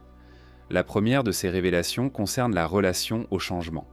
Dans les archives du vivant, les espèces qui traversent le temps ne sont pas celles qui transforment leur environnement, mais celles qui s'y ajustent avec une prudence presque instinctive. Cette créature n'a jamais cherché à dominer son milieu. Elle s'est laissée guider par ses rythmes, ses cycles, ses régressions et ses avancées. Là où les crises éliminaient des espèces plus ambitieuses, elle persistait dans les interstices du monde. Cette posture, humble mais tenace, suggère que la clé du futur pourrait résider dans une capacité semblable, moins transformée, plus écoutée, moins accélérée, plus intégrée. Pour l'humanité, dont la dynamique repose sur l'innovation rapide, cette idée paraît contre-intuitive. Nous imaginons souvent notre survie future comme dépendante de technologies grandement nouvelles, d'une expansion encore plus vaste, d'une maîtrise accrue des ressources. Mais à l'échelle géologique, cette logique peut devenir un piège. Plus une espèce dépend d'un système complexe, plus elle risque de s'effondrer si ce système se fragilise. La créature ancienne nous rappelle que la longévité n'est pas liée à la sophistication, mais à la capacité de rester compatible avec les cycles profonds de la Terre. Les espèces qui durent sont celles qui laissent suffisamment d'espace au monde pour continuer à respirer autour d'elles. Cette observation ouvre une deuxième réflexion. Le futur ne sera peut-être pas une question de conquête, mais d'ajustement. L'histoire de cette créature montre que la Terre peut changer de manière drastique, mais toujours selon des rythmes qui, jusqu'à récemment, restaient mesurés. Les glaciations, les périodes de réchauffement, les assèchements, les réorganisations des écosystèmes, tout cela formait une oscillation lente que la créature pouvait absorber avec son rythme millénaire. Ce que ces 2 millions d'années révèlent, c'est que la vie perdure grâce à une compréhension tacite du temps long. Or, notre époque s'éloigne de cette cadence. Les transformations que nous imposons à la planète compressent les cycles naturels, les accélèrent, les déforment. Si l'on veut s'inscrire dans le futur, il faudra peut-être retrouver cette compatibilité perdue. Cela ne signifie pas renoncer à la technologie ou aux sociétés complexes, mais réapprendre à vivre dans un monde où l'on connaît les limites de ce que le globe peut absorber. La créature ancienne est la preuve vivante que la longévité dépend d'une relation équilibrée avec l'environnement. Non pas d'une absence d'impact, mais d'un impact suffisamment doux pour ne pas rompre les mécanismes fondamentaux de la nature. Cette idée constitue un avertissement autant qu'une invitation. Le futur appartient aux espèces qui savent se maintenir en dessous des seuils critiques. Une autre révélation de son histoire concerne la robustesse des organismes simples. Sa morphologie, qui n'a presque pas changé depuis des millions d'années, suggère que la simplicité peut être un instrument de stabilité. Ce n'est pas l'absence d'évolution, mais une forme d'efficacité si complète qu'aucune modification n'était nécessaire pour répondre aux défis successifs. Cela nous pousse à envisager que les espèces humaines, malgré leur complexité cognitive, ne sont pas à l'abri d'un effondrement. Notre dépendance à une longue chaîne d'infrastructures, de ressources et d'organisation nous rend vulnérables à la moindre rupture. En comparaison, la créature ancienne montre qu'une espèce peut durer si elle construit sa survie sur ce qui perdure naturellement et non sur ce qui doit être constamment maintenu. Cette réflexion ne vise pas à suggérer un retour à une forme de simplicité primitive, mais à rappeler que le futur exigera peut-être des structures plus résilientes, plus souples, plus proches des rythmes terrestres. Les organismes qui durent ne sont pas ceux qui résistent au changement par la force, mais ceux qui le traversent sans se rompre. Le futur pourrait donc appartenir à des systèmes sociaux capables d'incorporer cette flexibilité, cette modestie, cette capacité à ne pas dépasser les seuils critiques de consommation et d'expansion. Sa présence à travers tant d'époques nous révèle aussi une vérité plus profonde. La durée dépend rarement d'une capacité individuelle, mais d'un enchevêtrement d'interactions fines avec l'environnement. Elle n'a jamais survécu seule. Les zones humides, les plantes qui y poussent, les micro-organismes des sols, les cycles de l'eau, les fluctuations du climat. Tout cela formait un réseau d'équilibre dont elle faisait partie. Le futur des espèces humaines dépendra lui aussi de cette interconnexion. L'humanité ne peut pas durer en dehors du tissu complexe qui maintient la planète vivante. Les cycles climatiques, les pollinisateurs, les sols fertiles, les océans équilibrés sont autant de conditions essentielles que nous n'avons parfois perçues que comme des variables secondaires. La longue durée de cette créature nous montre l'inverse. Aucune espèce ne résiste longtemps si son environnement n'est plus capable de la porter. Il existe enfin un enseignement plus intime, presque philosophique. L'espèce ancienne a traversé le temps sans jamais se projeter dans le futur. Elle n'a laissé ni monument, ni récit. Elle n'a jamais anticipé, jamais prévu. Et pourtant, elle a persisté. Nous, en revanche, vivons dans une projection constante. Nous imaginons des avenirs possibles. Nous cherchons à les façonner, nous craignons ce qui pourrait arriver. Cette conscience du futur nous donne une force immense, mais elle peut aussi transformer la durée en une inquiétude permanente. La créature nous rappelle que le futur n'est pas un objet à conquérir, mais un espace qui se construit à travers une relation juste avec le monde présent. Cette comparaison ne suggère pas que nous devrions vivre comme elle, mais elle éclaire la manière dont le futur peut être envisagé. Une espèce dure lorsqu'elle comprend intuitivement ou physiologiquement que le monde n'est pas quelque chose que l'on façonne entièrement, mais un partenaire. La survie à long terme est un dialogue, pas une conquête. Et ce dialogue exige parfois de ralentir, de renoncer à certaines ambitions, ou d'en cultiver d'autres plus modestes mais plus durables. Ainsi, en portant nos regards sur cette créature qui a traversé les époques, nous découvrons non pas une relique du passé, mais un guide discret. Elle nous montre que la véritable endurance réside dans l'équilibre, la modestie et le respect des rythmes naturels. 2 millions d'années dévoilent une perspective que notre histoire récente peine encore à intégrer. Pour durer, il faut apprendre à habiter la Terre sans la déborder. Et cette vision nous conduit inévitablement vers une dernière réflexion. Si cette espèce incarne un avenir fondé sur la continuité, quelles questions sa survivance pose-t-elle à notre propre destin ? C'est ce mystère, laissé en suspens, que le prochain chapitre explore dans l'ombre de cette longue existence. Au terme de cette traversée à travers 2 millions d'années, une question persiste, discrète mais insistante. Elle plane autour de cette créature ancienne comme une brume que rien ne dissipe complètement. Comment une espèce aussi modeste, sans force apparente, sans intelligence complexe, sans invention ni outils, a-t-elle pu survivre à tant d'époques, tandis que d'autres, bien plus impressionnantes, ont disparu sans laisser de traces ? Et surtout, que dit sa survivance sur notre propre avenir ? Cette interrogation qui semblait au départ scientifique devient progressivement philosophique. Elle touche à ce que signifie durer, à ce que signifie appartenir au vivant, à la manière dont une espèce peut s'inscrire dans un monde qui change continuellement. Pour comprendre cette question, il faut d'abord reconnaître la singularité de sa trajectoire. À chaque période, elle aurait pu s'éteindre. À chaque crise, elle aurait pu disparaître comme tant d'espèces qui n'ont laissé derrière elles que des fragments fossiles. Pourtant, elle demeure. Cette persistance n'est pas un exploit visible, mais une forme de continuité silencieuse. Elle n'a pas combattu, n'a pas conquis, n'a pas évolué de manière spectaculaire. Elle a seulement existé avec cohérence, avec patience, avec une fidélité presque totale au monde qui l'entourait. Sa survivance ne provient pas de sa force, mais de son accord profond avec le réel. Ce constat met en lumière une idée troublante. La durée d'une espèce ne dépend peut-être pas de ses capacités extraordinaires, mais de sa capacité à se fondre dans les mécanismes fondamentaux de la nature. Une espèce qui recherche la stabilité plutôt que le changement peut traverser le temps plus solidement qu'une espèce qui multiplie les innovations. Cette réflexion remet en question l'idée que le progrès, tel que nous le concevons, garantit la survie. Car l'humanité, forte de son intellect, de ses outils, de ses civilisations, avance avec une intensité qui pourrait, paradoxalement, limiter sa durée. Nous avons appris à maîtriser les forces de la Terre, mais nous avons aussi appris à les dépasser, parfois au risque de les rompre. La présence continue de cette créature pose alors une question centrale. Qu'arrive-t-il à une espèce qui vit trop vite pour s'accorder avec les cycles du monde ? Les humains ne sont pas les premiers à connaître une ascension fulgurante. D'autres espèces, à d'autres époques, ont connu des phases d'expansion rapide. Certaines ont dominé leur environnement avant de disparaître lorsque les conditions se sont modifiées trop brusquement. Elles n'ont jamais eu le temps de s'adapter à leur propre vitesse. A l'inverse, notre créature évolue lentement, s'ajuste sans excès, refuse les transformations profondes qui pourraient trop la rendre dépendante de conditions trop spécifiques. Elle ne s'est jamais écartée du chemin que la nature lui offrait, même si ce chemin était étroit. Cette comparaison amène une réflexion sur la manière dont les espèces disparaissent.